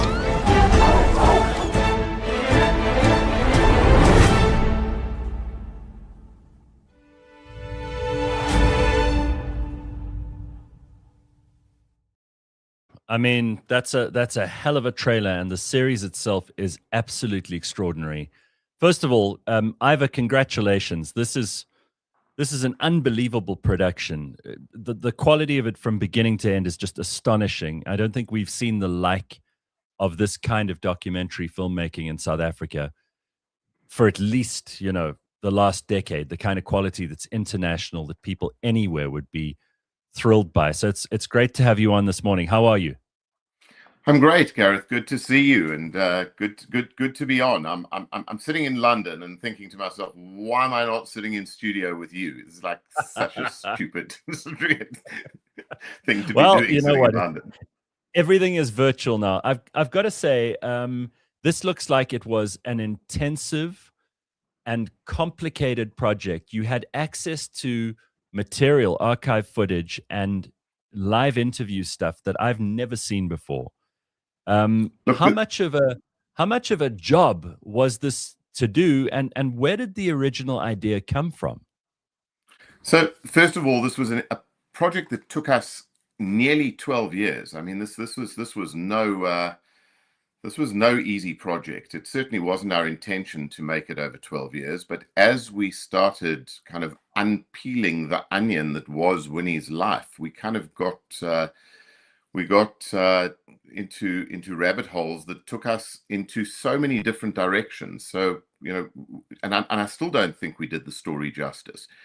It was a very, very complicated documentary to make. We didn't start with a treatment. We didn't start with a script because we wanted this to be a real journey. And Winnie allowed us to go on that journey, and she was incredibly generous. She was generous with her time. She was generous with information. She was generous with knowledge, and she was very, very open to allowing us to explore the good, the bad, and the ugly. And that's why this thing kind of took so long to make. From a production value point of view, I really wanted to make something that showcased the best of what South Africa, the best of what Africa could produce. And I think that we achieved that because of the remarkable talent that we have in the country. And I think it's a very under-celebrated talent. So many amazing South Africans, filmmakers, go and do incredible work overseas, but we just don't create the opportunities for them to do the same quality of work in Africa. And I think that was part of my objective.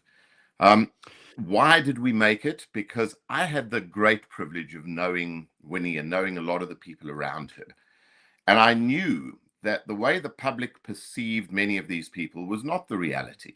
The whole fake news story was a reality decades ago. And I wanted to give Winnie the opportunity to tell her story in her own words, without drawing any conclusions.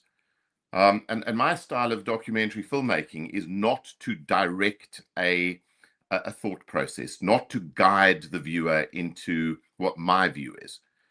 And I think that was what we tried to achieve here. And I worked with an incredible director, Mandy Jacobson. That sadly, the late Mandy Jacobson and myself worked very, very well together because she had a remarkably inquiring mind. So she was able to dig very deep, which gave me the material to edit into what we have today. You mentioned already, and this is bound to have been in your thoughts when you decided to do this, that she was so polarizing. I mean, there are people who regard Winnie as the mother of the nation. She was this lone freedom fighter when everybody else was either locked up or being actively repressed and frightened and hiding away. This woman was out there shaking her fist at the establishment and at the authority that was the old government. And then there are people on the other side who equally regard her as having been a totally destructive force. Obviously, the truth has to be somewhere in between, but you knew this was going to be a very controversial thing. You knew you would get people who would say, oh, he's not being good to Winnie. He's bringing up Stompie. He's bringing up the fact that she said plenty of incendiary things. And then you're going to get the people on the other side who say, you haven't been good enough to her. You haven't made this a hagiography. So yeah. You knew you were in for a lot of shit either way, right? Absolutely. No intention of making everybody happy. Our history is so controversial and people are so divided over our history. And what I really wanted to do was to highlight the fact that our history has no absolutes in it. There's no absolute good and there's no absolute evil, and there were no absolute saints and there were no absolute sinners. And I think that that what I wanted to do was tell the story of our struggle through the eyes of somebody who was really in the struggle. You know, I'm not suggesting for 1 second that those that were not on the ground in Soweto were not massive contributors to our liberation, but Winnie was there. She was on the ground. She really was in the struggle.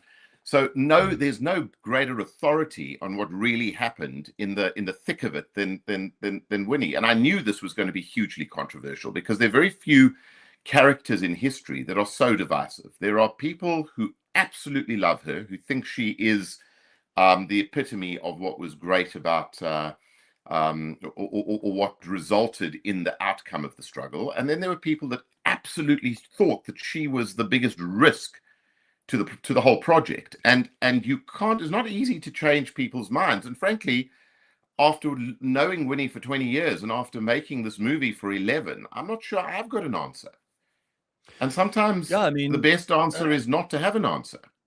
What is remarkable, and again, I have to give you and Mandy some credit here, because it's very difficult to tell these stories and remain as impartial as possible, to let whoever's watching it decide for themselves what they think by the end of it.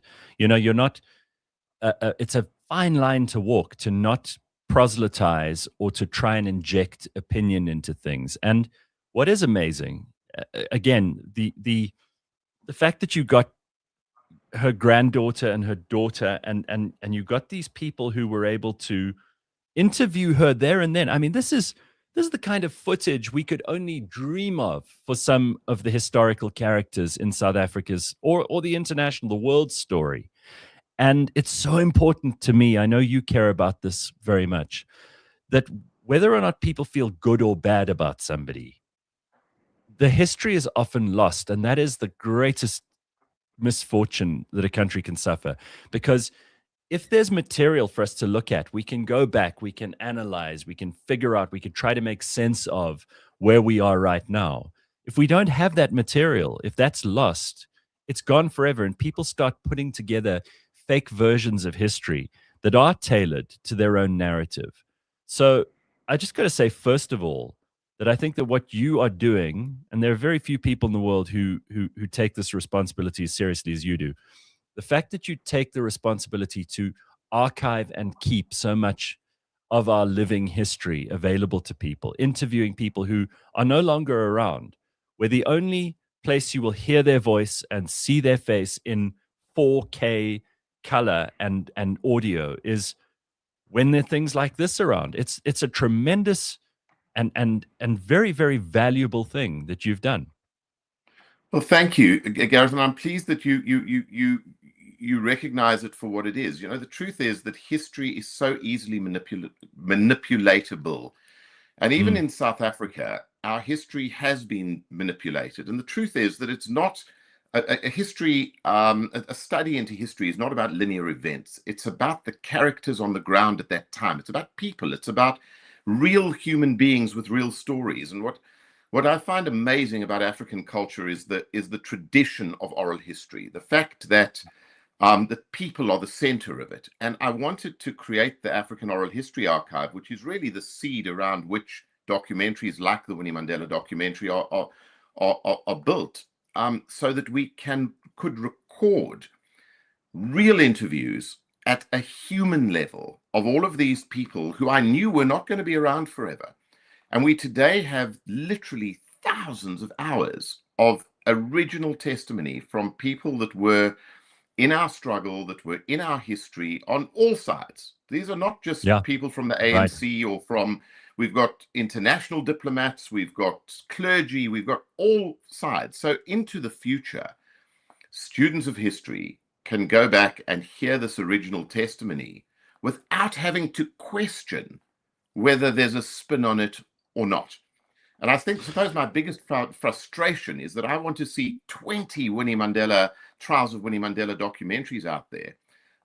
There just isn't enough time to make all of these stories. And I hope that over many years to come, filmmakers will show the interest and make the stories and keep reminding us where we come from, how incredibly special the South African story is, and how blessed we are. I mean, how we're unique in history, and as much as we're experiencing huge challenges today, and we mustn't fool ourselves, we have challenges. This hasn't been a perfect journey.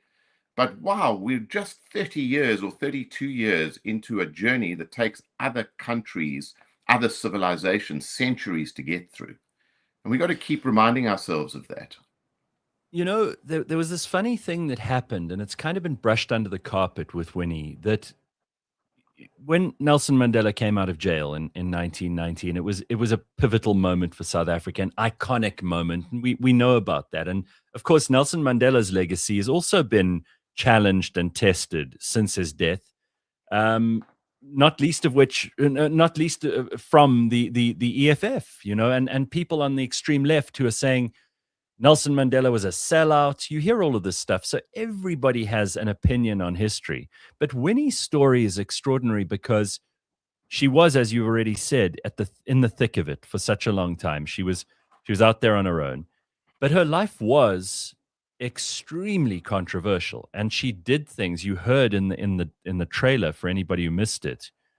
Her family asking her, is it true that you had affairs? Is it true that you killed Stompy? I mean, these are things that I don't think any of us would have the courage to ask a relative if that was the stuff we'd heard when we were kids.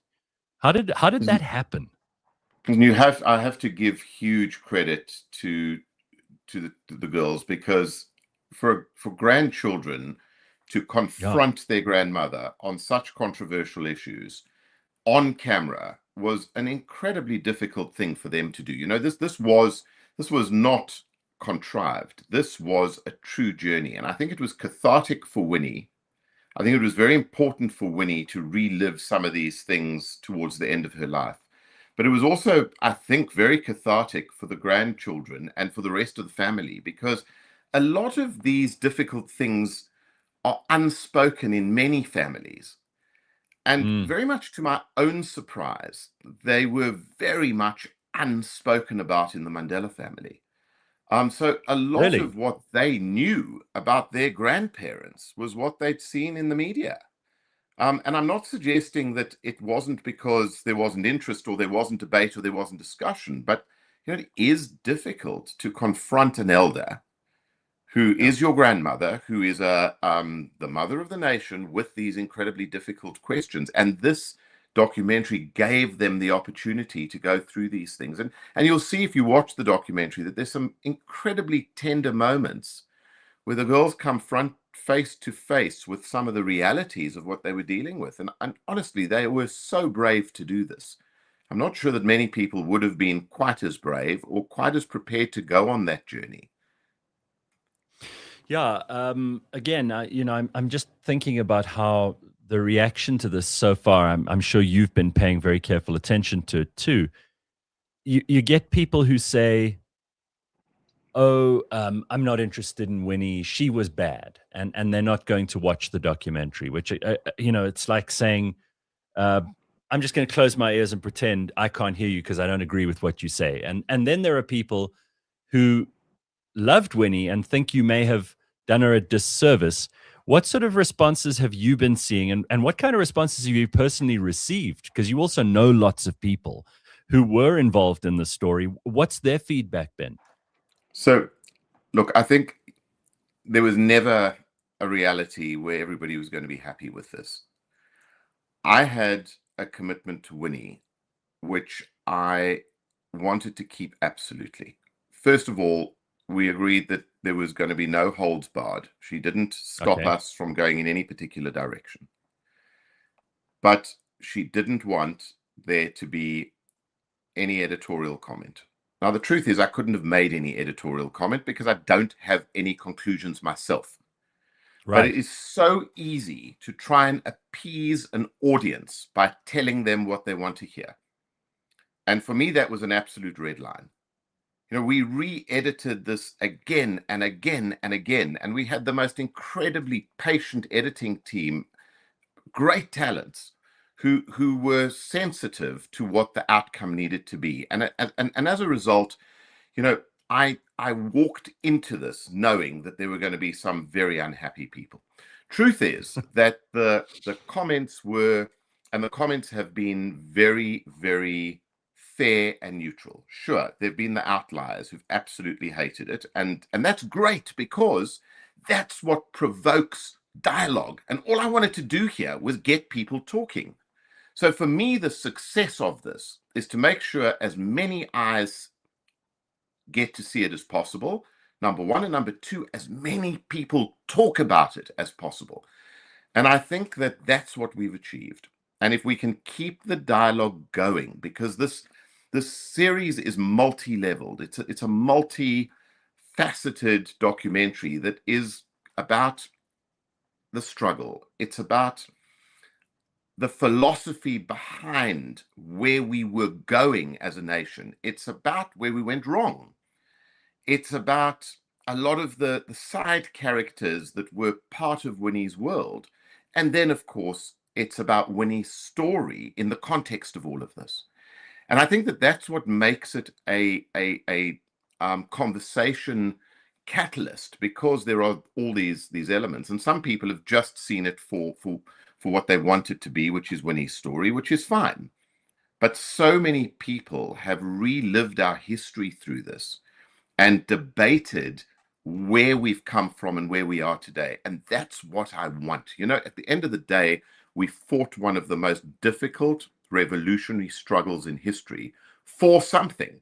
And that was for our vote, for our voice. And we have to keep reminding people how important and how valuable that voice is. One of the things that really alarms me about South Africa is we have this whole generation who believe that their voice doesn't matter, that it doesn't count. They don't go and vote because they don't believe their vote matters. Well, that's nonsense. And we have to keep reminding them of that. And we have to keep reminding them of what people like Winnie. And there were thousands of Winnies, if not tens of thousands of Winnies. Winnie's just the one person that happens to be iconic, that really suffered and put their lives on the line for us to have a voice and for us to have the country that we want to have. We just have to keep reminding people that we have agency. What we don't have is the confidence to take that agency and use it.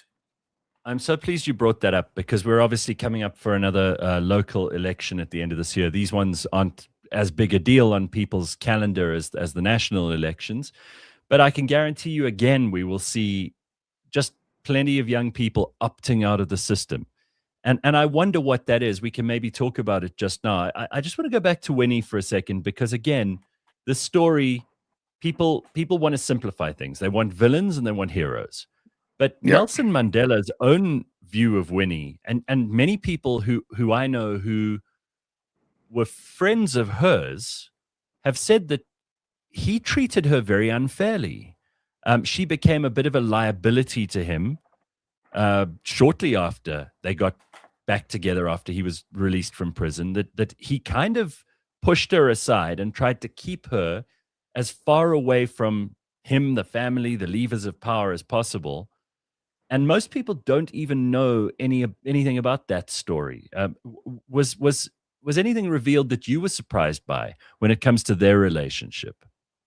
Yes, I think that it wasn't just revealed. It was what I knew. Is that Winnie was angry at the way she was treated, but she wasn't angry at Mandela.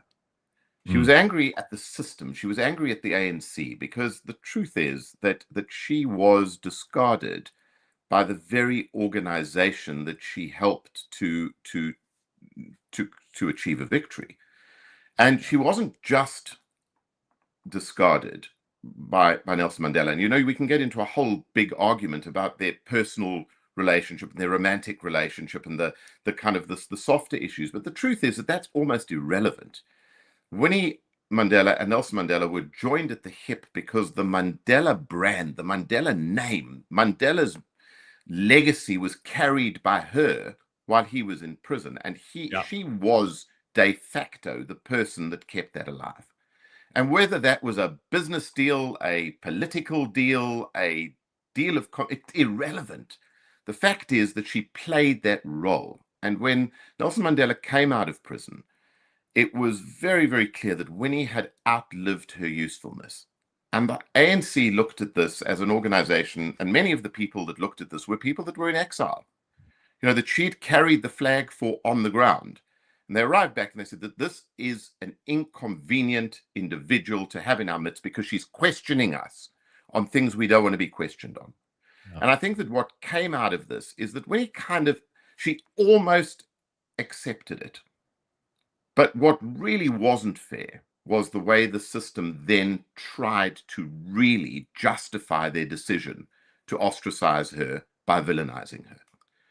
And, you know, was Winnie a saint? Absolutely, she was not a saint.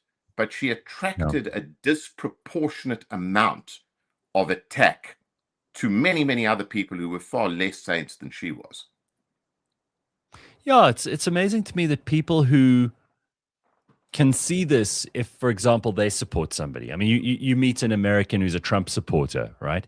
And they will tell you, oh, the left is very mean to Trump, and they've all got Trump derangement syndrome, and they can completely see that objectively because their guy is under attack. And yet those same people will not be able to in any way understand, make sense of, try to comprehend the person that they're not a fan of, having a character, a complex personality, having been right-footed and wrong-footed in their life. There seems to be this very strange disconnect between people and reality when it comes to how they feel about someone a priori.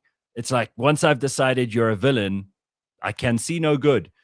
And I remember, I think I met Winnie once or twice. And I mean, by then, she was already a granny, you know, an old lady. Of course, she looked like Winnie. She was this this face that you had seen in the news for certainly all of my life. When was the last time you got to see her? Because she didn't get to see the final product, right? Sadly, I got to see her literally the day before she died, and wow, it was it really was it was one of the saddest days of my life, because we had just got to the point where, well, first of all, you know, she was a very, very special lady. I mean, don't get me wrong, she was as fiery to the very end as she ever was, but she was a granny, and she was you know, she was at a point of her life where she was being very reflective, and I really wanted her to see the final product. And I really wanted her to be able to have some of the glory of having people dialogue about her life. Because I think that her biggest fear was that she may be forgotten. And it wasn't an ego issue. It was because she really, towards the end of her life, did feel as though her part in history had been dramatically diminished. And it comes out in the documentary a number of times. But I think that Winnie, everybody has ego, but Winnie never led with her ego.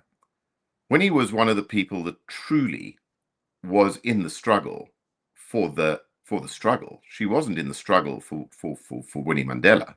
And I think that towards the end of her life, she started kind of realizing that this narrative had written her out of what had really happened. And I think that you know, my interactions with Winnie towards the end of her life was, there were no regrets. She wouldn't have done anything any differently. She wasn't angry with Mandela. She was angry with the ANC. She was angry with the church, if you like. And I think that she was also angry with the fact that we were not able to deliver to the people what we'd promised them. And I think that the biggest bugbear that she had was that our democracy, in her eyes, had failed the people. And if Winnie was 20 years younger, I think she would have started the struggle all over again. And I think that what worried the leadership, and has always worried the leadership, is they knew she could do that. And it's Yeah, remarkable how one black South African woman could change the world. And the fact that she could potentially do it again is what probably had people really concerned. Well, I think that one of the questions many people will be asking themselves as they watch this docu-series, and if you don't know anything about Winnie, it's going to be fascinating because it'll tell you her whole story. But if you do know some things, it might correct some assumptions. It's so ironic, the Mandela effect, right? People think they remember what happened, but actually they remember a version of what happened that's completely unrelated to the truth. This is what it's called, the Mandela effect. It's got nothing to do with poor Winnie, but in this case, so many of us view our history and we think we know the story, and then we find out later on, which is why I think it's so important that South Africans who don't read about our history, don't learn about our history, don't consult multiple sources on it, go to places like, that incredible apartheid museum, which I still reckon, I went there years ago, Ivor, and I saw things that I had lived through that I thought I remembered, that when I saw them afresh, shocked me, honestly. I was like, how do I not remember this? Not the events themselves, but that they happened in that way. And this is true for Winnie. A lot of people are trying to claim her legacy, right? And they were doing this straight after she died. There were politicians and NGOs and individuals who were trying to assume her mantle because it was worth something. Her reputation and the part that she'd played, the thing that she meant to the ordinary South African, good or bad, was valuable. People tried to assume that for themselves. How do you think that has gone in terms of the people who did try to do that?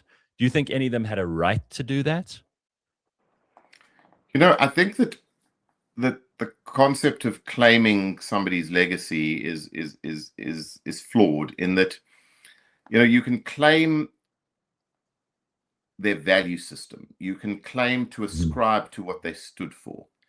And I think that there's been a lot of attempt to create the perception that the ruling party has kind of lost its direction and lost the right to claim what the struggle stood for. And I think that was a lot of what was being attempted here. These are political devices which are kind of expected. And I think that the fact that people felt, or that the politicians felt, that was the legacy that they wanted to claim, is a remarkable testament to what she did and what she stood for. And I think that there are many people that question her methods and misunderstand what people are trying to claim. So let's take a perfect example.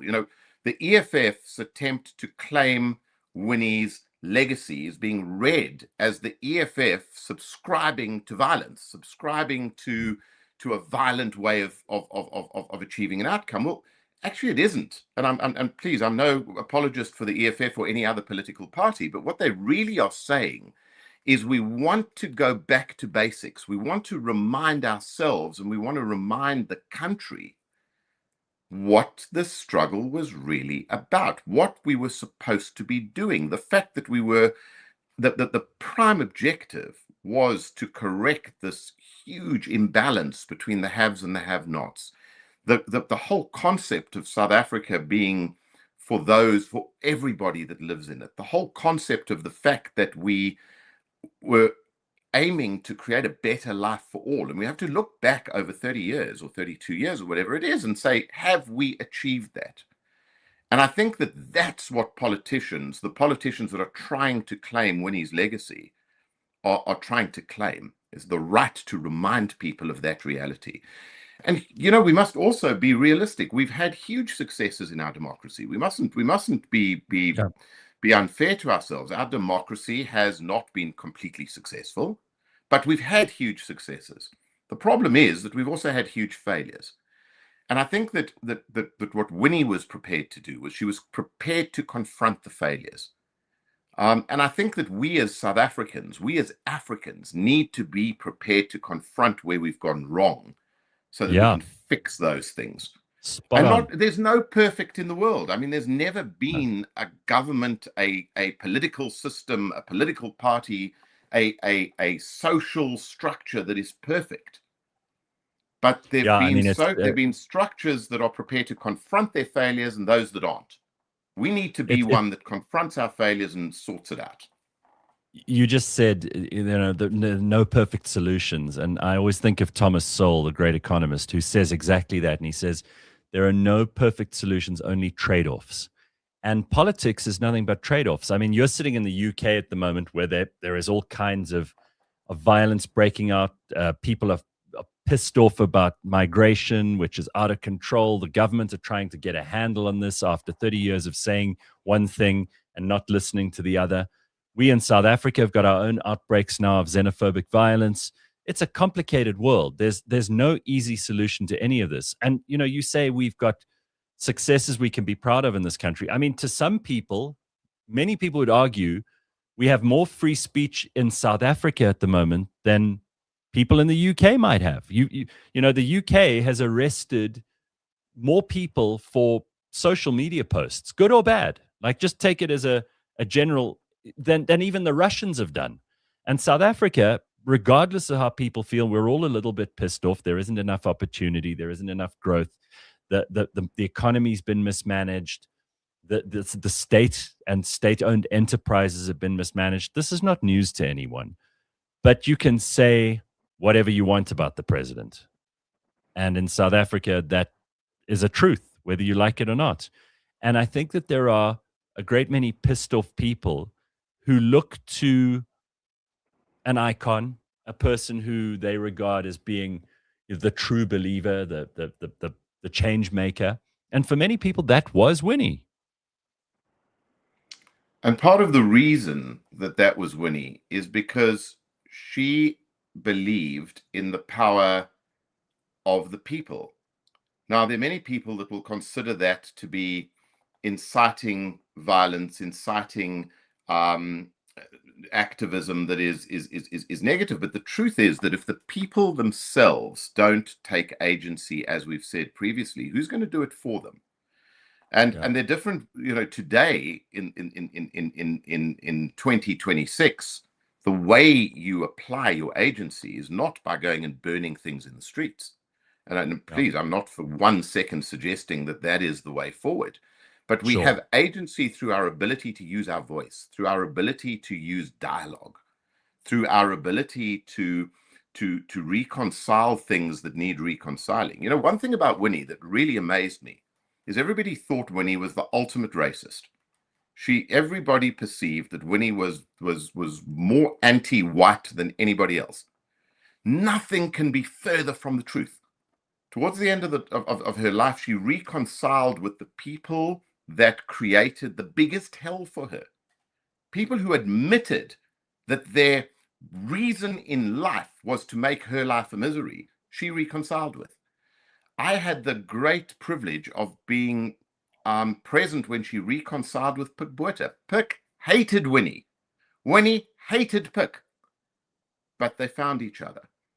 And that, for me, was what South Africans are all about. It's why this whole concept of xenophobia for me is hugely problematic. It isn't what we stand for. It's not us. It's not what the makeup of South Africans are. And I think that we've got to dialogue around these issues, because we've got to go back to deciding what we are as a culture, what we are as a society. Polarization in the world is a reality. You're 100% correct. The UK today, South Africa, in my opinion, is much more sorted than the UK and a lot of places in Europe. There are issues here that are beyond anything we've ever had to deal with, and it's going to take them decades to sort them out. In South Africa, we're on a journey, and we're on a journey that has sorted a lot of things, and there are now a lot of things still to sort. And what we need to do is we need to take ownership of the democracy that we fought so hard for, go and use our voices to create a real democracy, and stop complaining about what isn't working. Get out there and go fix it. If we think that it's government's responsibility to fix it, then I'm sorry, we're the idiots. You couldn't agree more. You need to call it what it is. Governments are not there to give us houses and give us jobs and ensure our prosperity. That's our job. Correct. Yeah. And in fact, what we should be asking government to do is just get out of the way. Right. Okay. So talking about that, because I know this is something you've already mentioned and you're very passionate about. We have an election coming up, and I think you feel like I do. No one political party can suddenly bring about utopia, right? The ANC is obviously, their track record over the last decade has been dismal, but I don't see any savior. And I think we've also got to grow up and realize, just like the government is not going to solve all your problems, there's no one leader who's going to solve all our problems. But it is important that people participate in this democracy, which was so hard earned.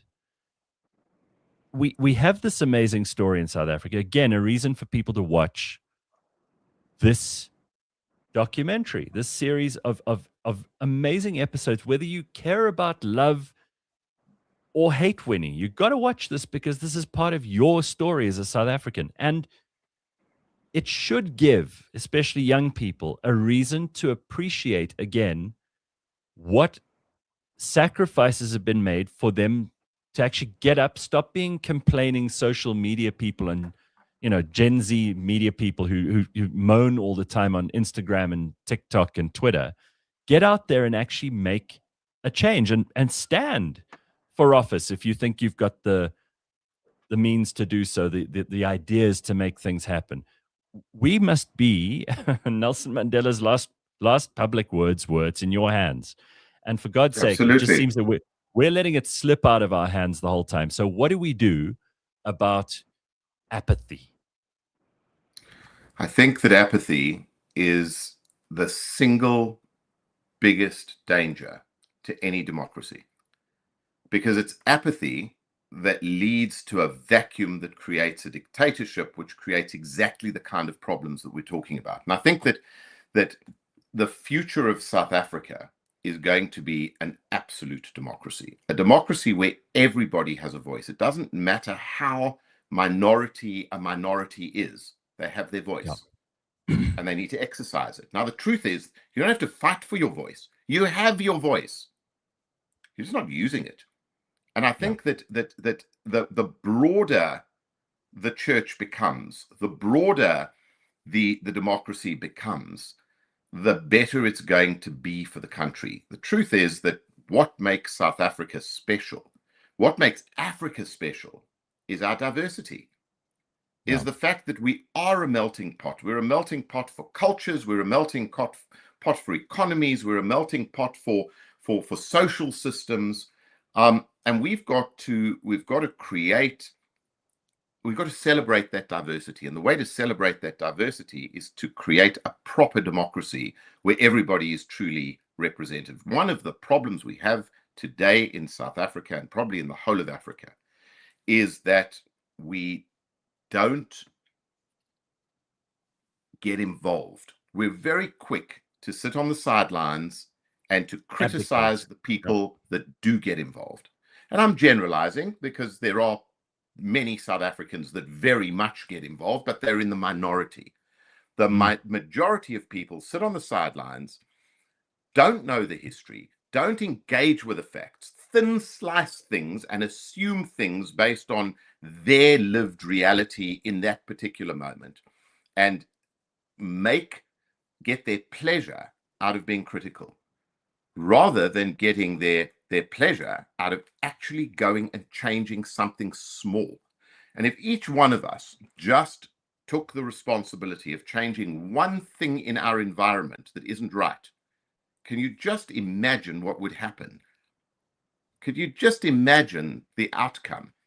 And we know as people that we can do this, because nobody is as creative or as resilient or as innovative as South Africans can be. So we need to capture that as our superpower. And I think that what is exciting for me is the youth generation, the born free generation, is starting to understand that. Now we got to get them motivated to get out there and do something about stuff, rather than just hanging on the coattails of the perceptions of previous generations who've had a very different lived reality. And I think that again, the biggest lesson for the world that comes from this documentary is that one person can make a huge difference. And you can question methods, you can question the way that Winnie was forced to do things, but what the bottom line is that one person can make a difference. And if we all get to understand that, and we all exercise the right that we have, not that we have to fight for again, I think that we're living on the most exciting continent in the most exciting country in the world. Yeah. I couldn't agree more. I mean, I think that, Ivor, again, it's worth saying there aren't enough people making documentaries about our history. We have such a fascinating history. We're unique in the world. It's just great that you, and there are a couple of people asking here, who paid for the documentary? Well, you paid for it. You financed the whole bloody I paid for thing. the documentary with my own money. Correct. So anybody who thinks that there's some kind of, state actor behind all of this, you need to, at least you get the chance, like you said to Winnie, all warts and all, right? To defend yourself on that front. And listen, I have no misconception that there are going to be people that totally disagree with the concept of trying to celebrate somebody that they believe to have been the epitome of evil. Sure. And I keep repeating to people, I can't tell you myself whether Winnie was a saint or a sinner. Yeah. But what I can tell you is she made a difference. Yeah. And she made a difference by getting out there and having the confidence that she could make a difference. Whether her techniques were right or wrong, that's for the viewer to decide. Yeah. I have my views, but my views are irrelevant. But the fact is, she went out there and did something, and that's all I ask from South Africans, from Africans, is just get out there and do something. Right. No, I think this is tremendous. Listen, thank you, and the work that you're doing to archive entirely separately, but again, something that you're funding all on your own that will be of immense value to future generations. I'm a massive fan of that kind of philanthropy, because people talk about philanthropy, but this is something that will be valuable in 100, 500, 1,000 years when we're all dead, Ivor. So thanks for that. And well done on this. It's truly an exceptional piece of documentary making. The subject is the best kind of subject, the kind of subject that evokes emotional and intellectual responses across the entire paradigm. And I mean, what an incredible story to tell. So thank you very, very much. Thank you, Gareth. And thank you to all the South Africans who have watched this and who've used it as a catalyst for debate. Because it's that debate, it's that discussion, it's the collective intellect that's going to change our reality. And that's all I wanted to achieve with this, nothing more. And in doing so, you also get Winnie's last wish answered, which is that she won't be forgotten. So I think that's important. Sure. Absolutely. Thank you so much. Thank you. Thank you for what you do. And looking forward to speaking to you again soon. Thanks, Ivor. Ivor Ichikowitz, the executive producer of the Trials of Winnie Mandela, which you can get on Netflix. I mean, it's, one of those things that you've got to put onto your playlist. Take a look. If you come out of it feeling something, it has achieved its goal. Whether you feel surprised, angry, sad, happy, I mean, everyone should wish to produce that kind of content. So again, Ivor is doing some amazing work for history. I'll say that in and out of his presence, and I'll say it to anyone who disagrees.